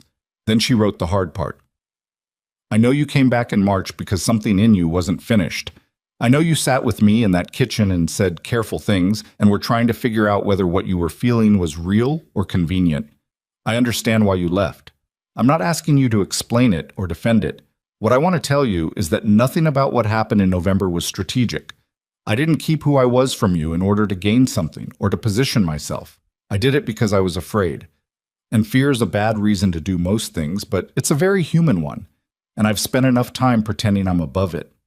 I also want to tell you that whatever Diana told people about why your marriage ended, and whatever story has been living in your family and hers for years, the letters I read said something very different. You were not the person in that story. I know that doesn't undo the years you spent inside that version of it, but I thought you should hear it from someone in a position to know, even if I'm the last person you want to hear it from right now. I'm not asking you to call me. I'm not asking you to come back. I'm not asking for anything at all. I just couldn't let the things I knew stay unsaid any longer, and I think if you're honest with yourself, you already know that's true of me. That's what I am. Someone who eventually says the true thing, even when it's late. She signed it Claire and nothing else. She folded it into an envelope, sealed it, wrote his Manhattan address from memory. She had written it in the guest ledger in November, and she had not forgotten it, which was information about herself she didn't examine too closely, and drove to the post office before she could change her mind. On the way back, she stopped at the overlook above the harbor and sat in the car for a while looking at the water. The March light was thin and cold, and the harbor was the color of old pewter. A few boats were out. She could see the decommissioned lighthouse at the point, its red top visible even from this distance, the one Sophie had wanted to see because of a book about a girl detective who used birds. She thought about Sophie holding Gerald up toward the fireplace, introducing him to the heat. She drove back to the inn. April arrived and brought actual guests, 3 bookings, then a 4th, then a week in the middle of the month where every room was occupied for the first time since her mother had been alive, and Claire cooked and cleaned and managed and fell into bed each night with the particular exhaustion that comes from doing work that has a point. The travel blog feature went live on the 7th, and she got 12 inquiries in 2 days, which was more than she'd gotten in the previous 3 months combined. The writer who had stayed in April for her writing retreat wrote a short piece about the inn for a regional magazine. Claire hadn't asked her to, she'd done it because she wanted to. And that brought 3 more bookings for May. The math was still not good. It was less bad than it had been. She and Dawn fixed the north gutter on a Tuesday afternoon in early April, with Claire holding the ladder and handing up materials while Dawn worked. And when it was done, he looked at the roofline for a while and said the flashing on the east chimney was also a concern. Not urgent, but worth watching, and she said she'd watch it. And they went inside and she made coffee, and they talked about the harbor and the season and the way the town had been changing slowly, the way small coastal towns changed when they got discovered, and then had to reckon with the discovery. "Your mother would be glad you kept it," Dawn said. "Not sentimental about it, just a fact." "I hope so," Claire said. "Some days I think she'd tell me to find a life somewhere that didn't require this much weather stripping." Dawn laughed. She was practical. She was very practical. But she kept the inn 40 years. She did. He drove away, and Claire stood on the porch and thought that some people show their love through what they refuse to give up, and that her mother had been one of those people, and that maybe she was one of those people too, and that this was not always comfortable, but it was something. Joanna called on a Friday night in the middle of April and asked how things were going with the situation, which was the word they'd landed on because it was more accurate than most alternatives. "Mailed a letter," Claire said, 3 weeks ago. "And?" "Nothing." Joanna was quiet for a moment. "Nothing meaning no response, or nothing meaning you mailed it to the wrong address?" "Nothing meaning no response." "Okay." Joanna had the voice of someone composing their next sentence carefully. "How are you doing with that?" "I'm keeping busy." "Claire." "I'm okay," she said. "I'm actually okay. I think." She looked out the kitchen window at the April evening, the harbor going gold in the late light. "I said what I needed to say. I stopped carrying things I was carrying. Whatever happens next it's not mine to determine." "That's very mature of you." "It's less mature than it sounds. I check the mail every day like a person who does not have that attitude at all." Joanna laughed, which was what Claire had wanted. "For what it's worth," Joanna said, "a man who came back to a place knowing it was complicated with his daughter because something wasn't finished, that's not a man who throws things away. He might throw this one away." "He might," Joanna agreed, "but I don't think so." "You've never met him?"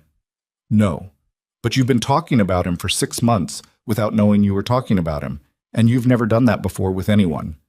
So, Claire didn't have a response to that. She refilled her wine and changed the subject, and they talked for another hour about other things.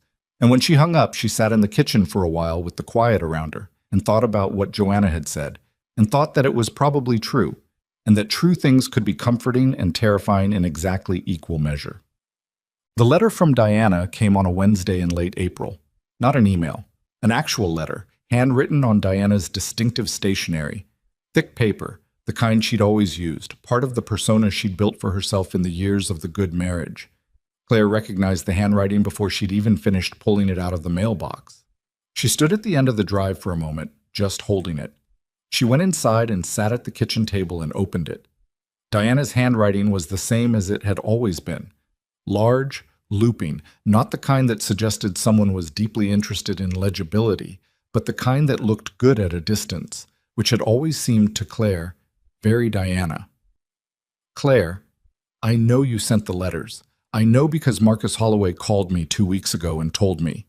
He was not kind about it, but he wasn't wrong about what he said, which was that I owe you an explanation even if I'm probably too late to give you a useful one. I don't want to go through all of it. You and I have never been good at the long version of things, but there are things you should know that you won't have found in those letters because they're things Ethan didn't know. I married him because I wanted what he represented.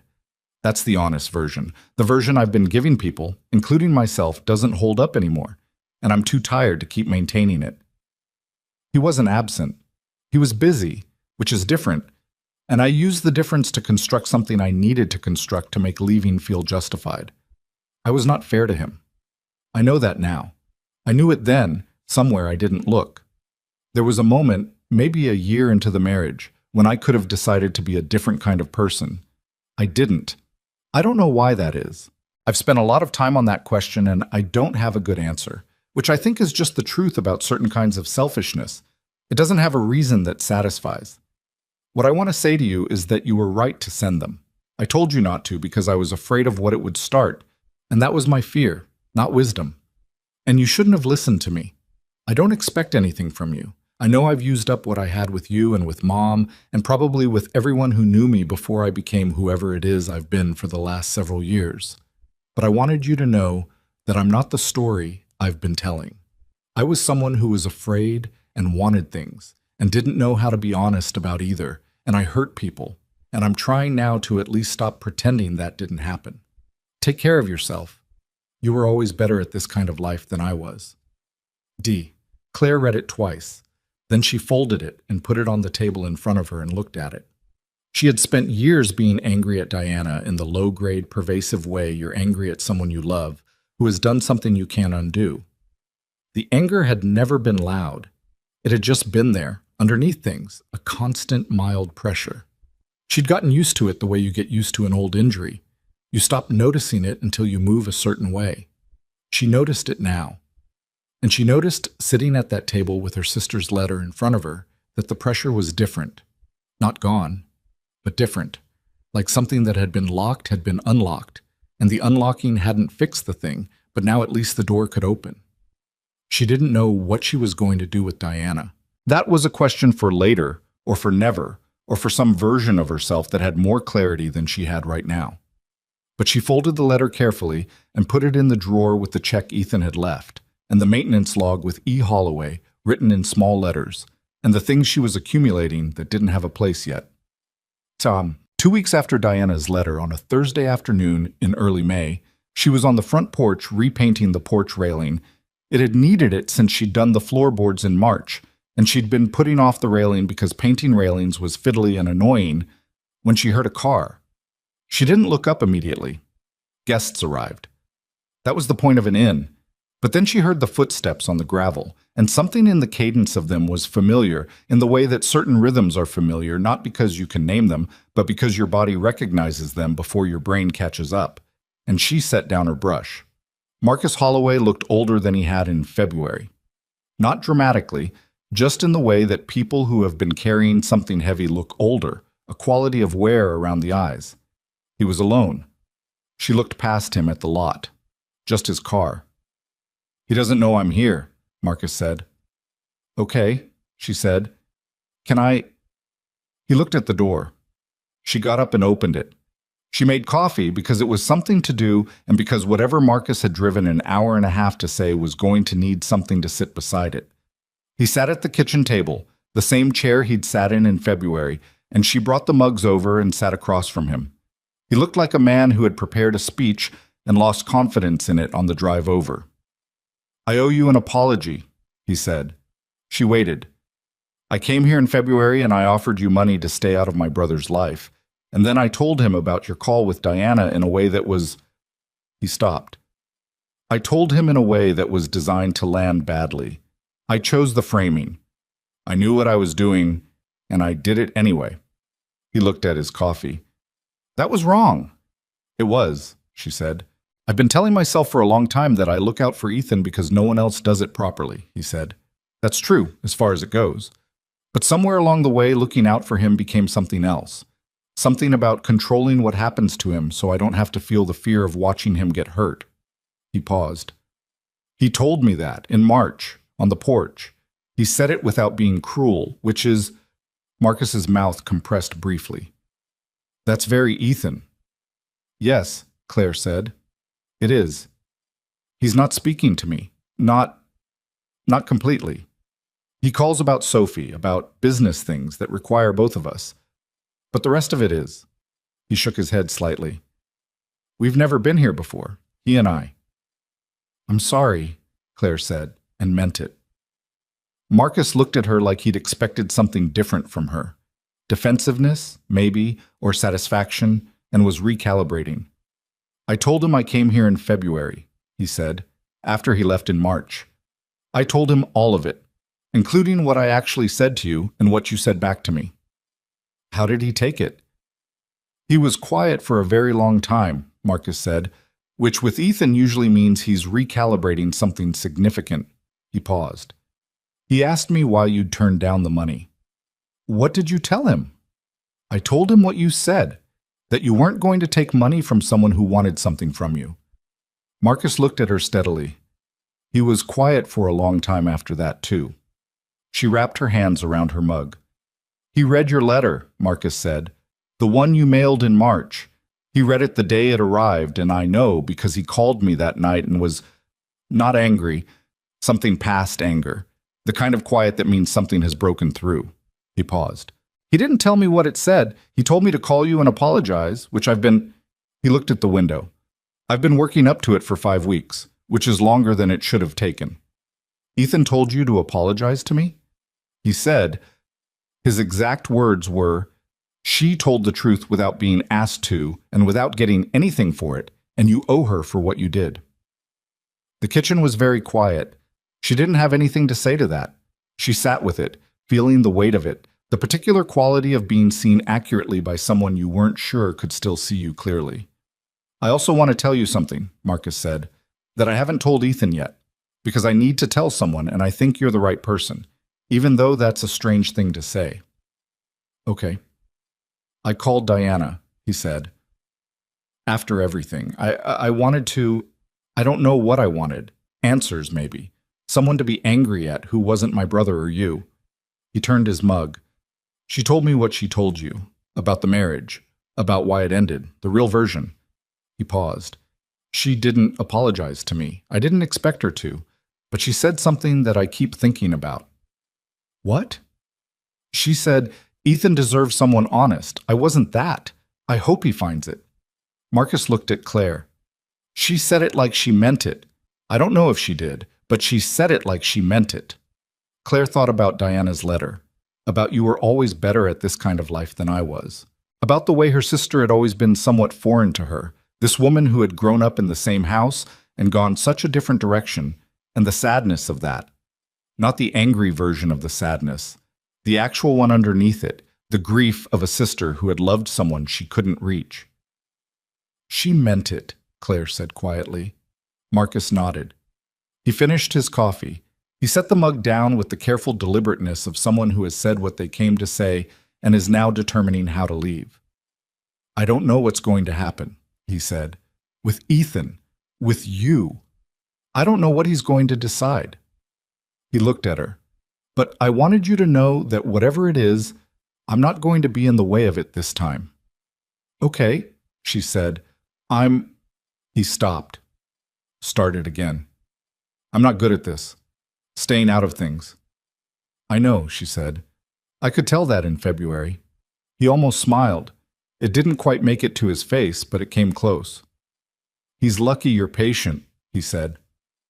I'm not particularly patient, Claire said. I just know when to wait.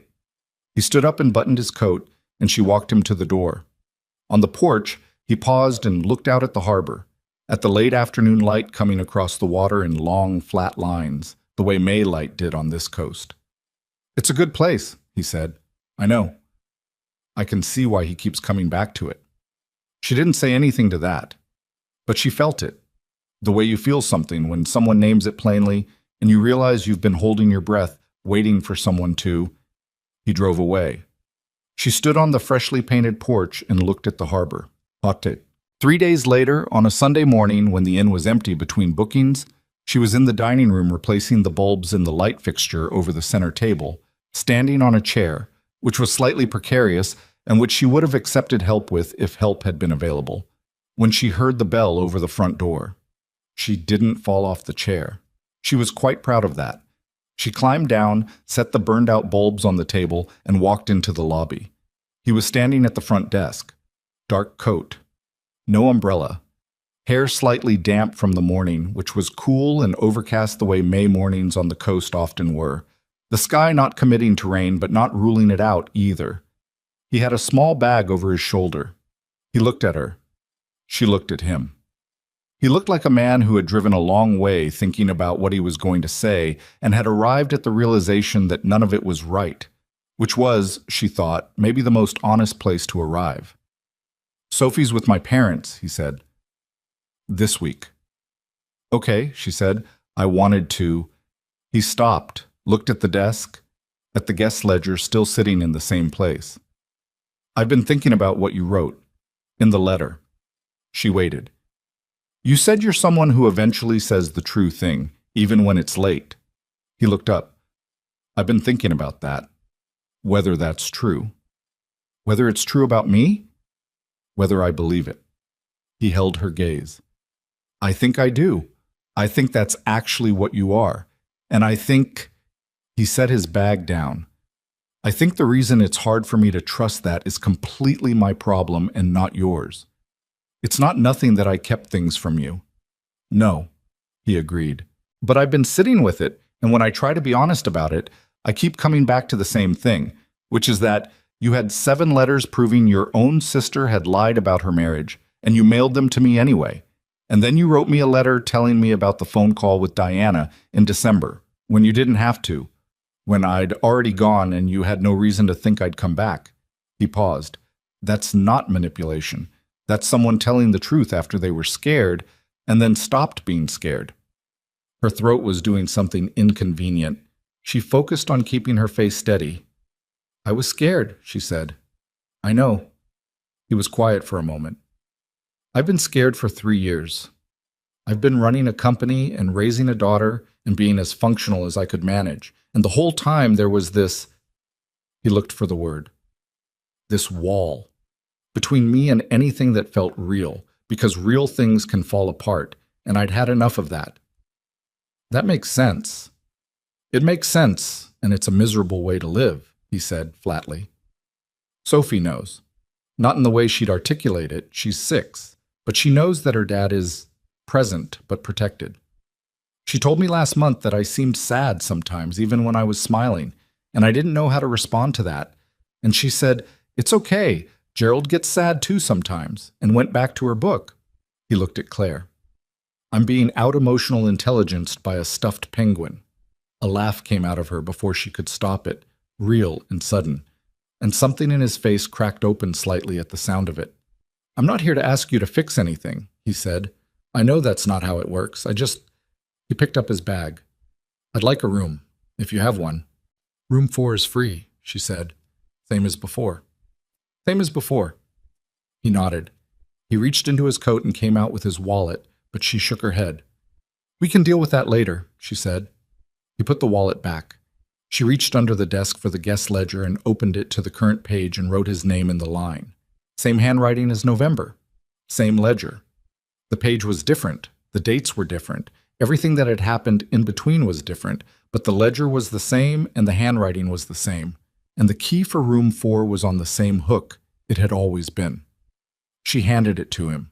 Their fingers didn't quite touch. Close enough that the air between them was charged with the awareness of not touching, which is its own very specific thing. There are extra blankets in the closet, she said. I remember. Breakfast is at 8. I remember that too.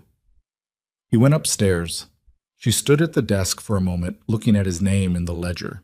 Then she went back to the dining room and climbed back onto the chair and finished replacing the light bulbs because the light bulbs needed doing and someone had to do them.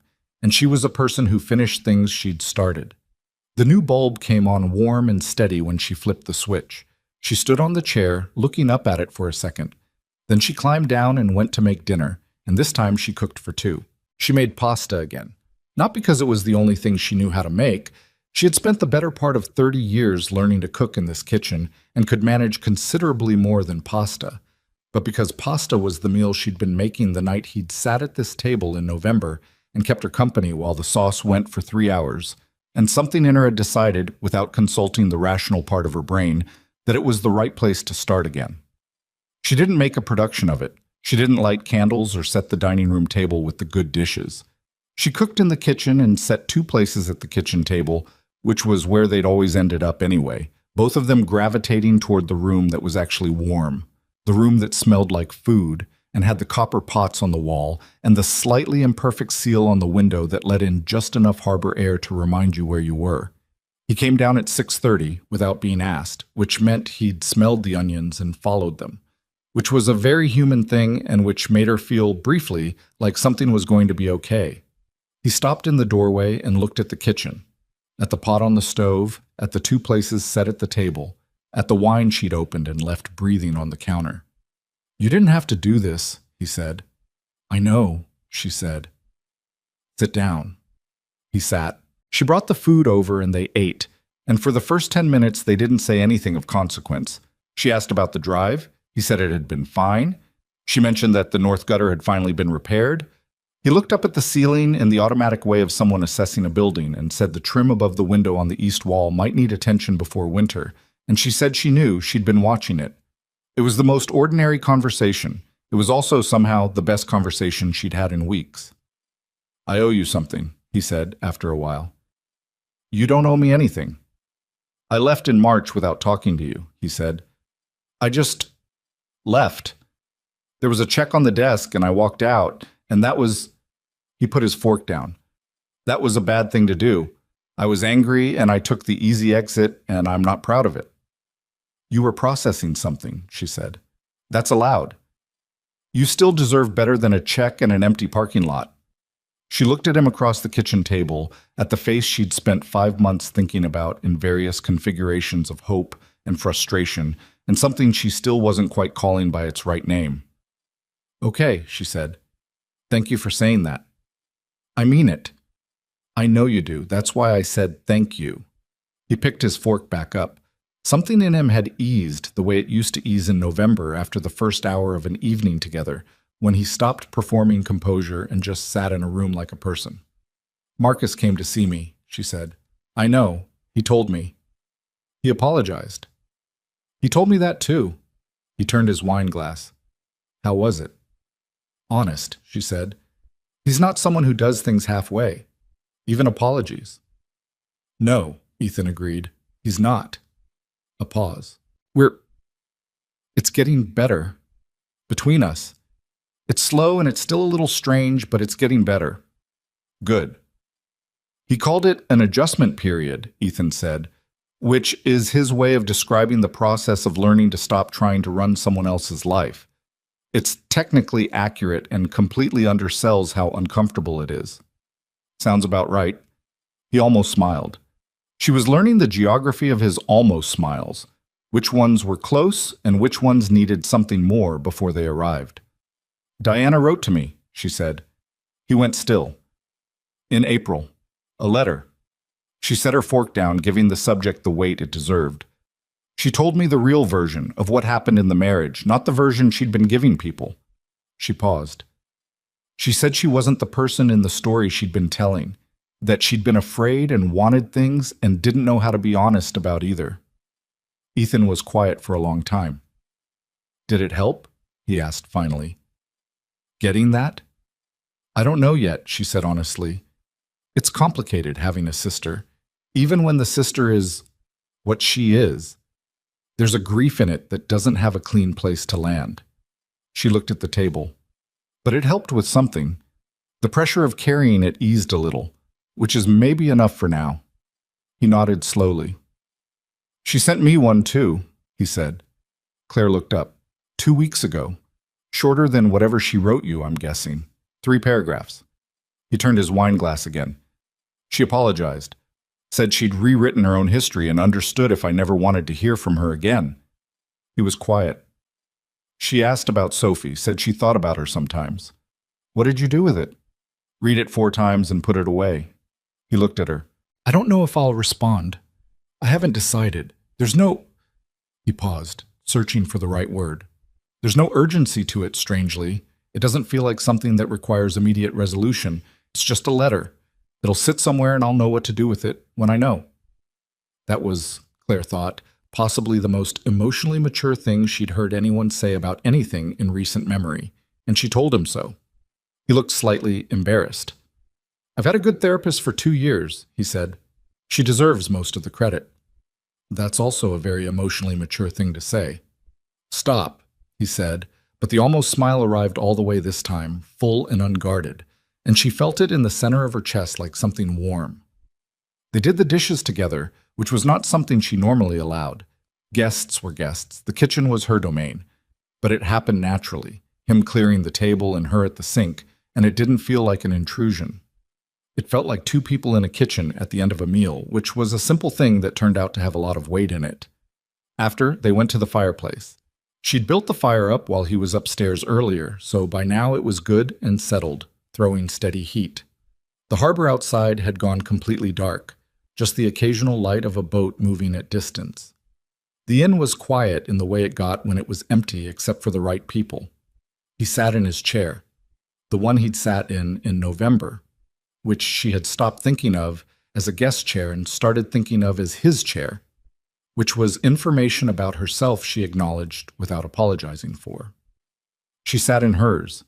He had the letters. She hadn't expected that. He reached into the inside pocket of his coat and came out with an envelope she recognized. The cream-colored stationery, slightly yellowed at the edges, and set it on the arm of his chair. "I brought your letter back," he said. "Not to return it. Just—" He looked at it. "I've been carrying it for 2 months. I wanted to show you something." He opened it and turned to the last page. She could see her own handwriting from across the small space between their chairs.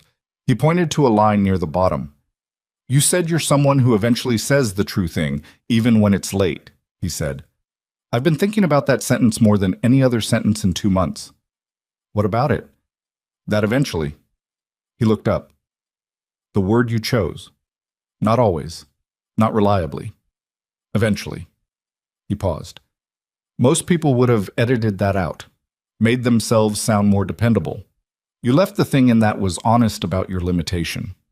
She hadn't thought about it in those terms. She'd written what was true, and this was, apparently, what was true. "I know I'm not consistent about it," she said. I knew it when I wrote it." "That's exactly the thing," he said. "That's the thing I kept coming back to." He folded the letter and put it back in his pocket, and she understood that he was keeping it, that he hadn't brought it back to return it, but to show her that he still had it, which was its own kind of statement. "I've been lied to by people who were very consistent," he said, "very smooth about it. Diana was never uncertain. She told her stories the same way every time because she'd polished them. She'd had the doubt out. There were no rough edges where she'd been honest about a limitation." Claire said nothing. She waited. "You're full of rough edges," he said. "Not unkindly. The opposite of unkindly." "That's one way to put it." "It's the right way," he said. "You fixed a pipe with duct tape for 3 weeks before you let me help.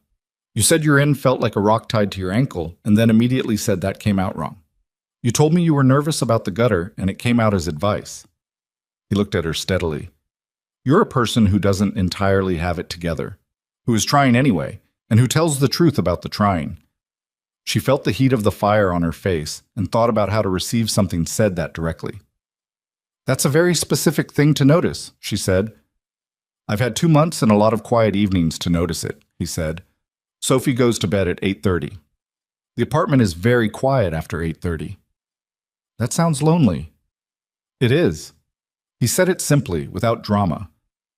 "It's been lonely for a long time, and I got used to it, which is one of those adaptations that looks like strength but is actually just accommodation," she said.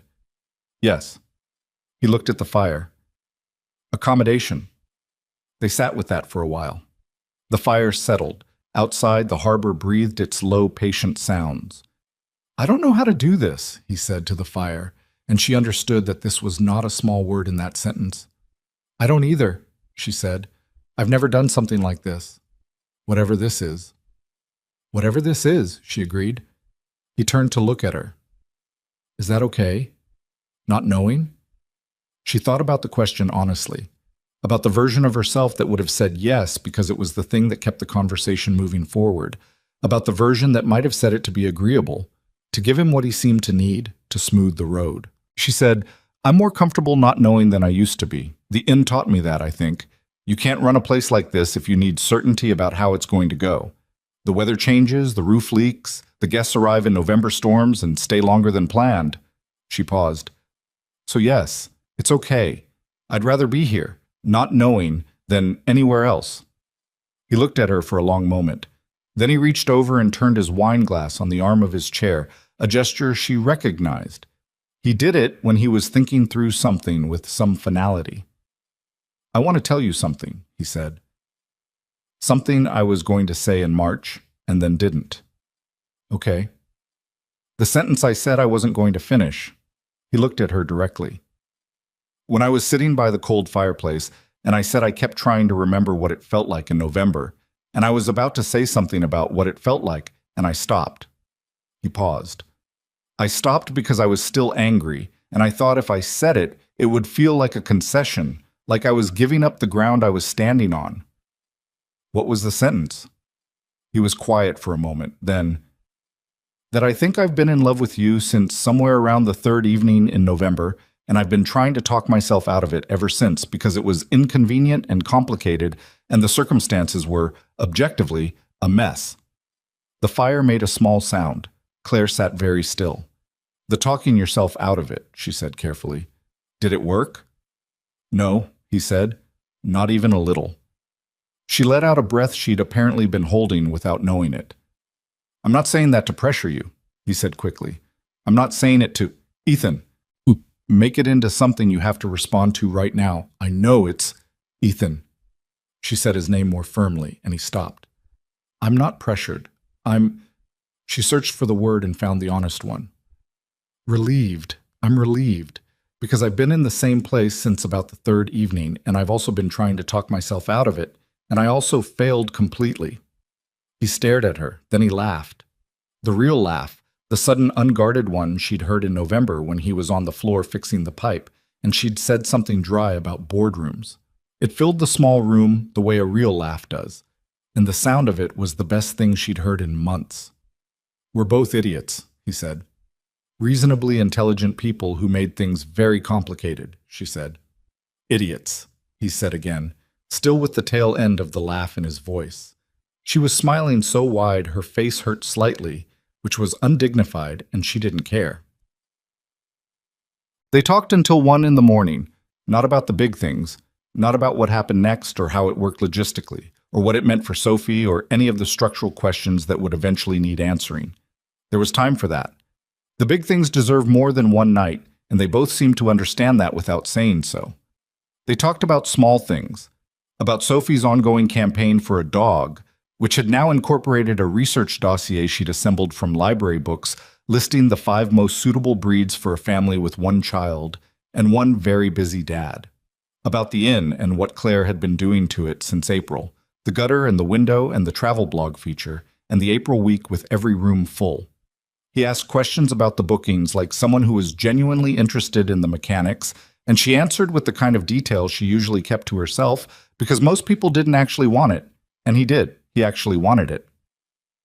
She told him about Joanna's standing offer to come to Portland, which she'd been turning down for 18 months.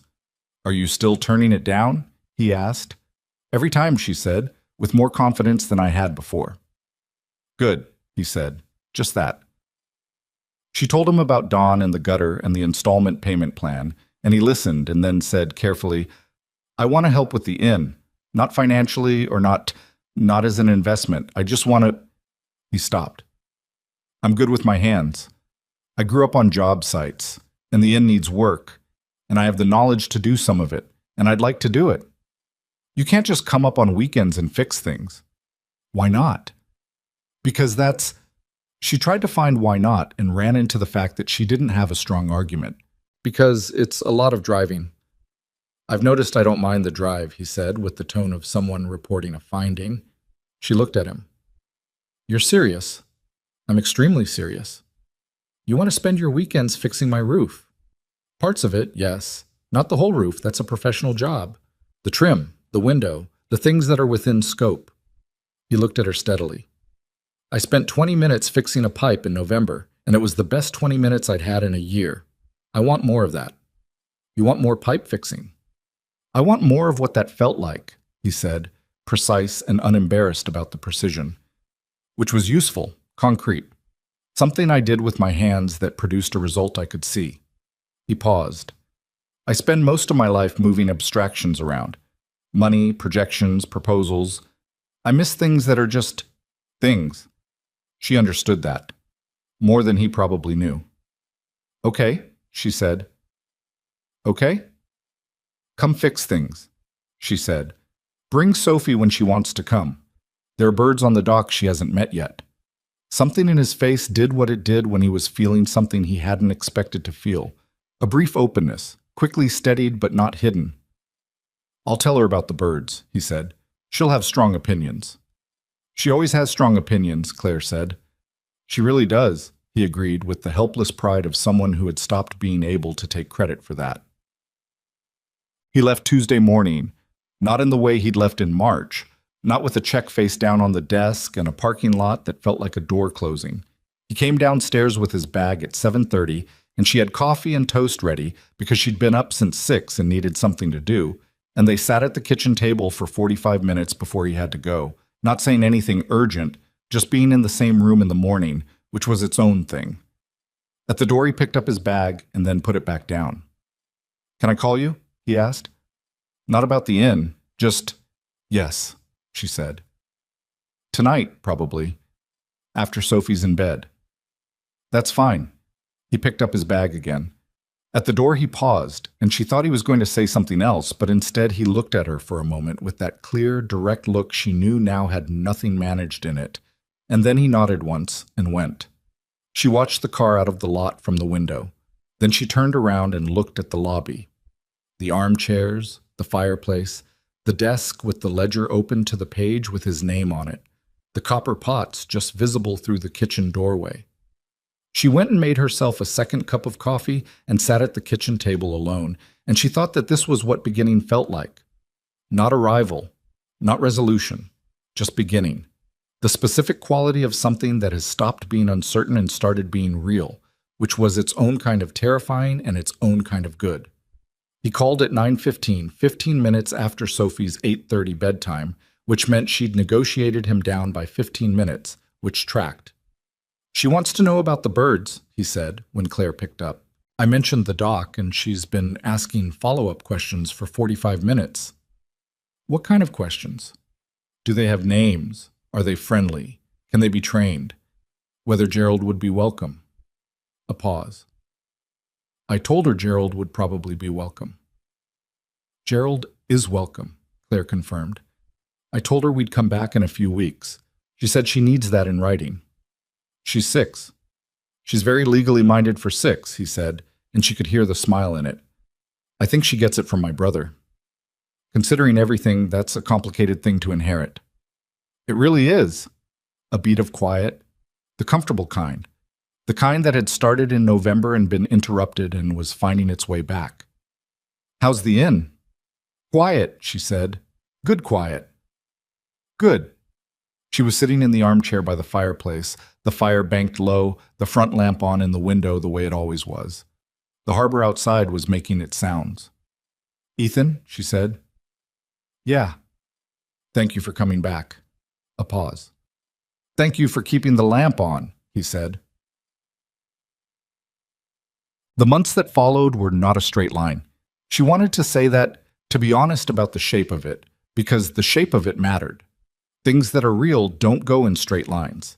They go in the crooked path of two people with separate histories and separate fears and separate bad habits, learning to make room for each other without either of them disappearing in the process.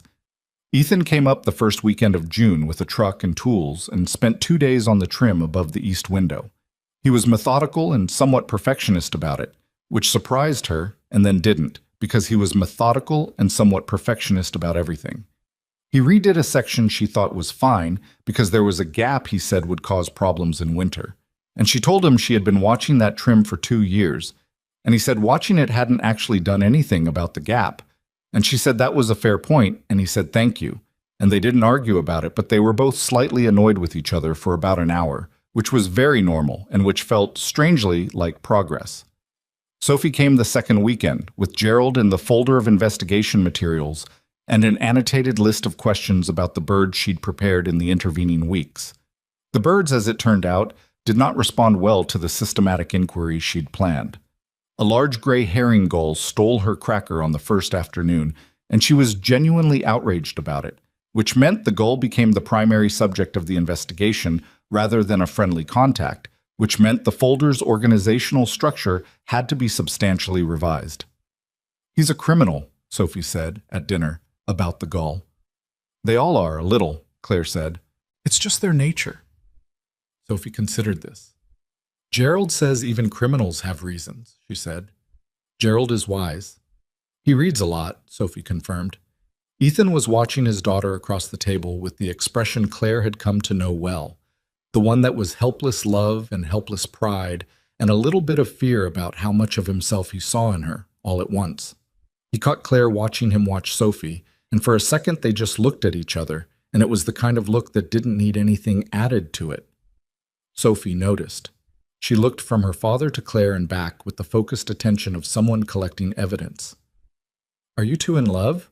she asked. Ethan choked on his water. Claire pressed her lips together very firmly. "Why do you ask?" Ethan said when he'd recovered.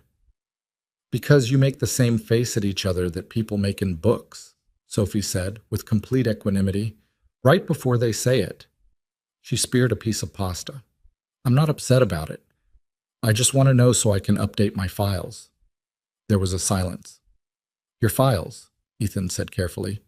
"About the trip," Sophie said. "I'm keeping records." "Of course you are," Ethan said. He looked at Claire. She looked at him. "Yes," Ethan said to his daughter. "I think that's fair to say." Sophie nodded, as though this confirmed a hypothesis she had been developing for some time. "Okay," she said. Gerald said probably. After Sophie was in bed that night, Ethan sat at the kitchen table with the slightly stunned look of a man who had just been logically outmaneuvered by a first grader. "She keeps files," he said. "I know." "About people?" "I know." "She has a file about me," he said, "on a trip I took with her." That does seem like something that should concern you." "She probably has notes." He put his face in his hands briefly. "She absolutely has notes." Claire laughed, and he looked up at the sound of it, and the stunned expression softened into something warmer, and he said, "I like that sound." "What sound?" "You laughing. In this kitchen." He looked at the copper pots, the window with its imperfect seal, the stove where 3-hour sauces happened. "It sounds right in here." She thought about all the meals cooked alone in this kitchen, all the dinners for one, all the February nights and the January mornings and the months of white-knuckling something that felt like her last connection to the person who had taught her what home meant. "It feels right," she said. Marcus came in July.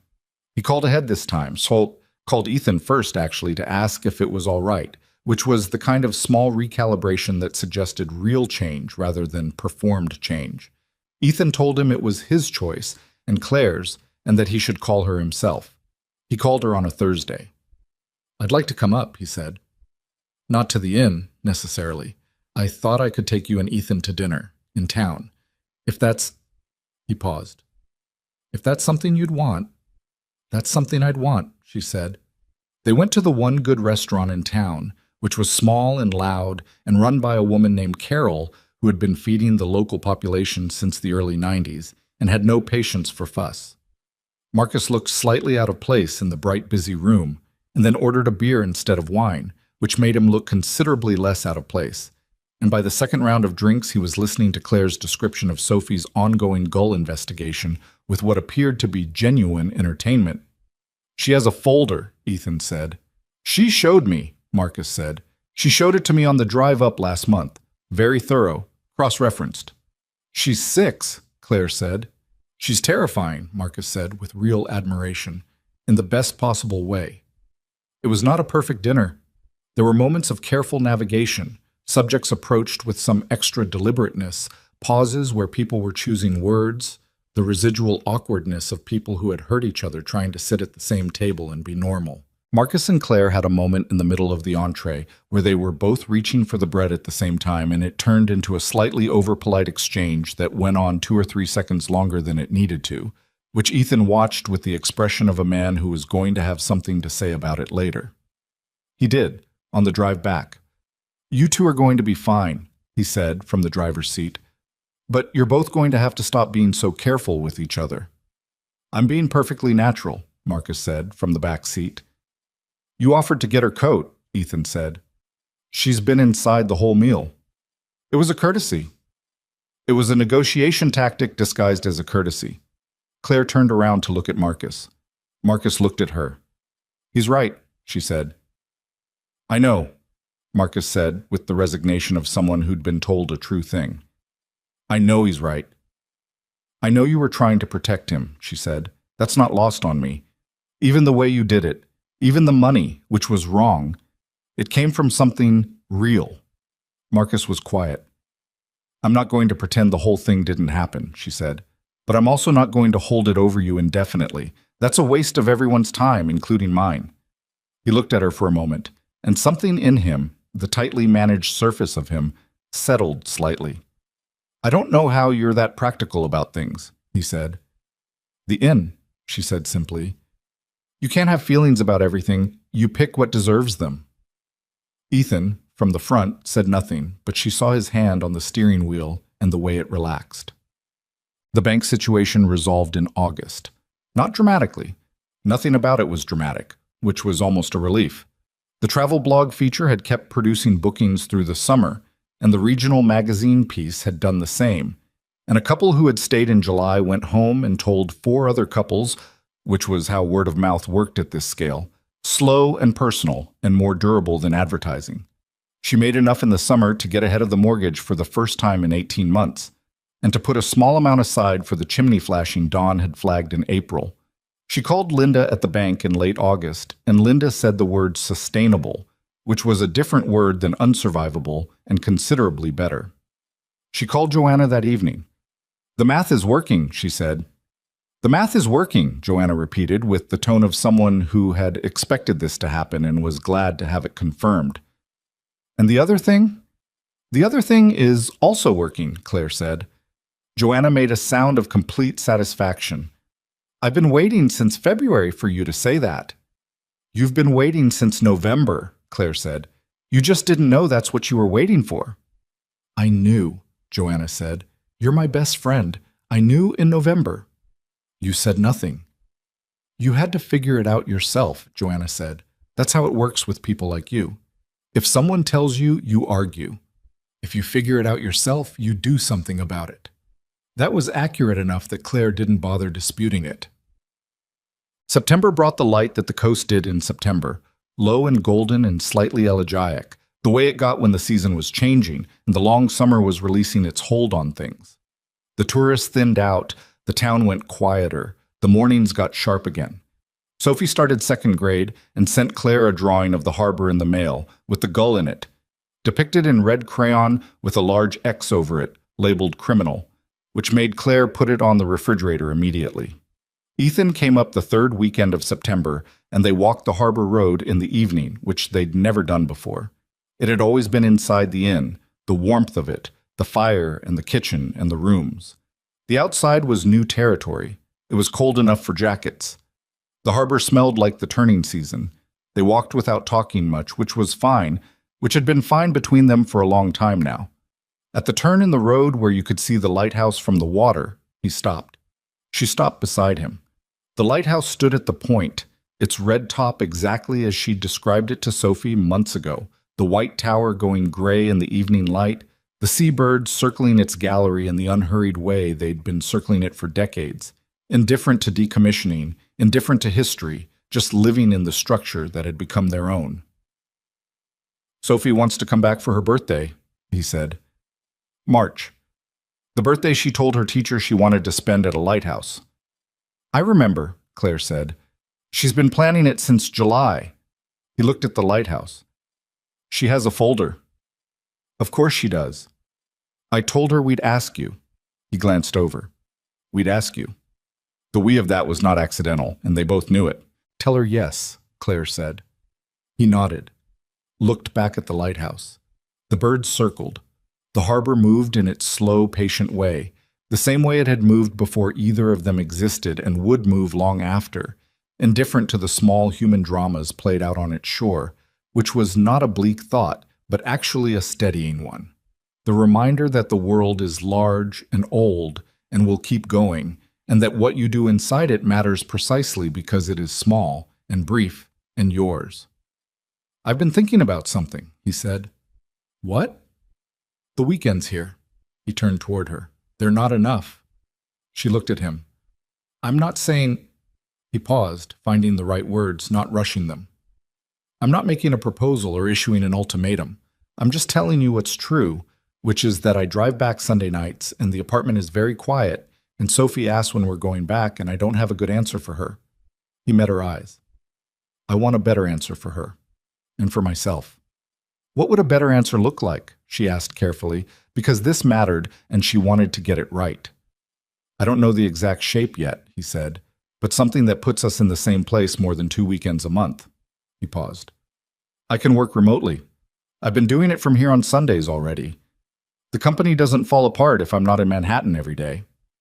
Sophie's in school in the city. Until June," he said. "And then it's summer. And then it's fall again, and she needs to be in school somewhere." "Yes," he said. "She does." He held her gaze. "Is this a conversation we can have?" She thought about it. Really thought about it the way it deserved. Not the reflexive protection of her independence, not the old fear that wanting something made it easier to lose, but the actual honest question of what she wanted and what she was capable of. "Yes," she said. "It's a conversation we can have." He exhaled. She hadn't known until he exhaled that he'd been holding his breath. "It doesn't have to be figured out tonight," she said. "I know." "But I'm not opposed to it," she said. "The direction of it, the general direction." He looked at her with something that was past the almost smiles, something complete and unqualified, the face of a person who has arrived somewhere they weren't sure they'd get to. "Okay," he said. "Okay," she said. They stood at the curve in the harbor road with the lighthouse at the point and the birds circling and the cold September evening settling around them. And it was not perfect, and it was not finished, and there were 100 practical things still unresolved, but underneath all of that something had set. The way concrete sets, not rigid, because nothing real is rigid, but solid, foundational. She had learned in the years of running this inn alone that you couldn't wait for certainty before you committed to something. The roof was always going to need work. The weather was always going to change. The math was never going to be completely clean. You just had to decide that the thing was worth the trouble and then be in it, present and awake, and willing to keep fixing what broke. He had learned, in the years of holding everything together by himself, that control wasn't the same as safety, that keeping people at arm's length didn't protect you from loss. It just made the loss quieter, which was not the same as making it smaller. That a 6-year-old with a stuffed penguin and a folder of investigation materials understood something he'd spent 3 years forgetting, which was that the people worth trusting were the ones who showed you their rough edges. Neither of them said any of that on the harbor road. They didn't need to. Some things, by the time you've lived them, don't need to be spoken. They walked back to the inn. She unlocked the front door and pushed it open, and the warmth came out to meet them. The smell of the place, old wood and the faint copper of the pots and the salt that never quite left the walls. The smell she had grown up with and fought for and kept lit against the dark, in the way her mother had kept lit against the dark, with nothing more and nothing less than a lamp in the front window and a door that opened when someone needed it to. She turned on the lights. He came in behind her and she heard him set his keys on the front desk, the small familiar sound of someone who knew where things went. The fire needed to be built up. There was bread to make for morning. The east window trim that Ethan had repaired in June was holding fine, but she'd check it again before the weather turned, because that was what you did with things you'd worked on. You checked them, not because you didn't trust the repair, but because attention was part of how you kept things. Outside, the harbor moved. The lamp in the front window was on, the way it always was, burning against the dark road for anyone who might be driving past in a storm, looking for a light. It had worked once. She suspected it would work again.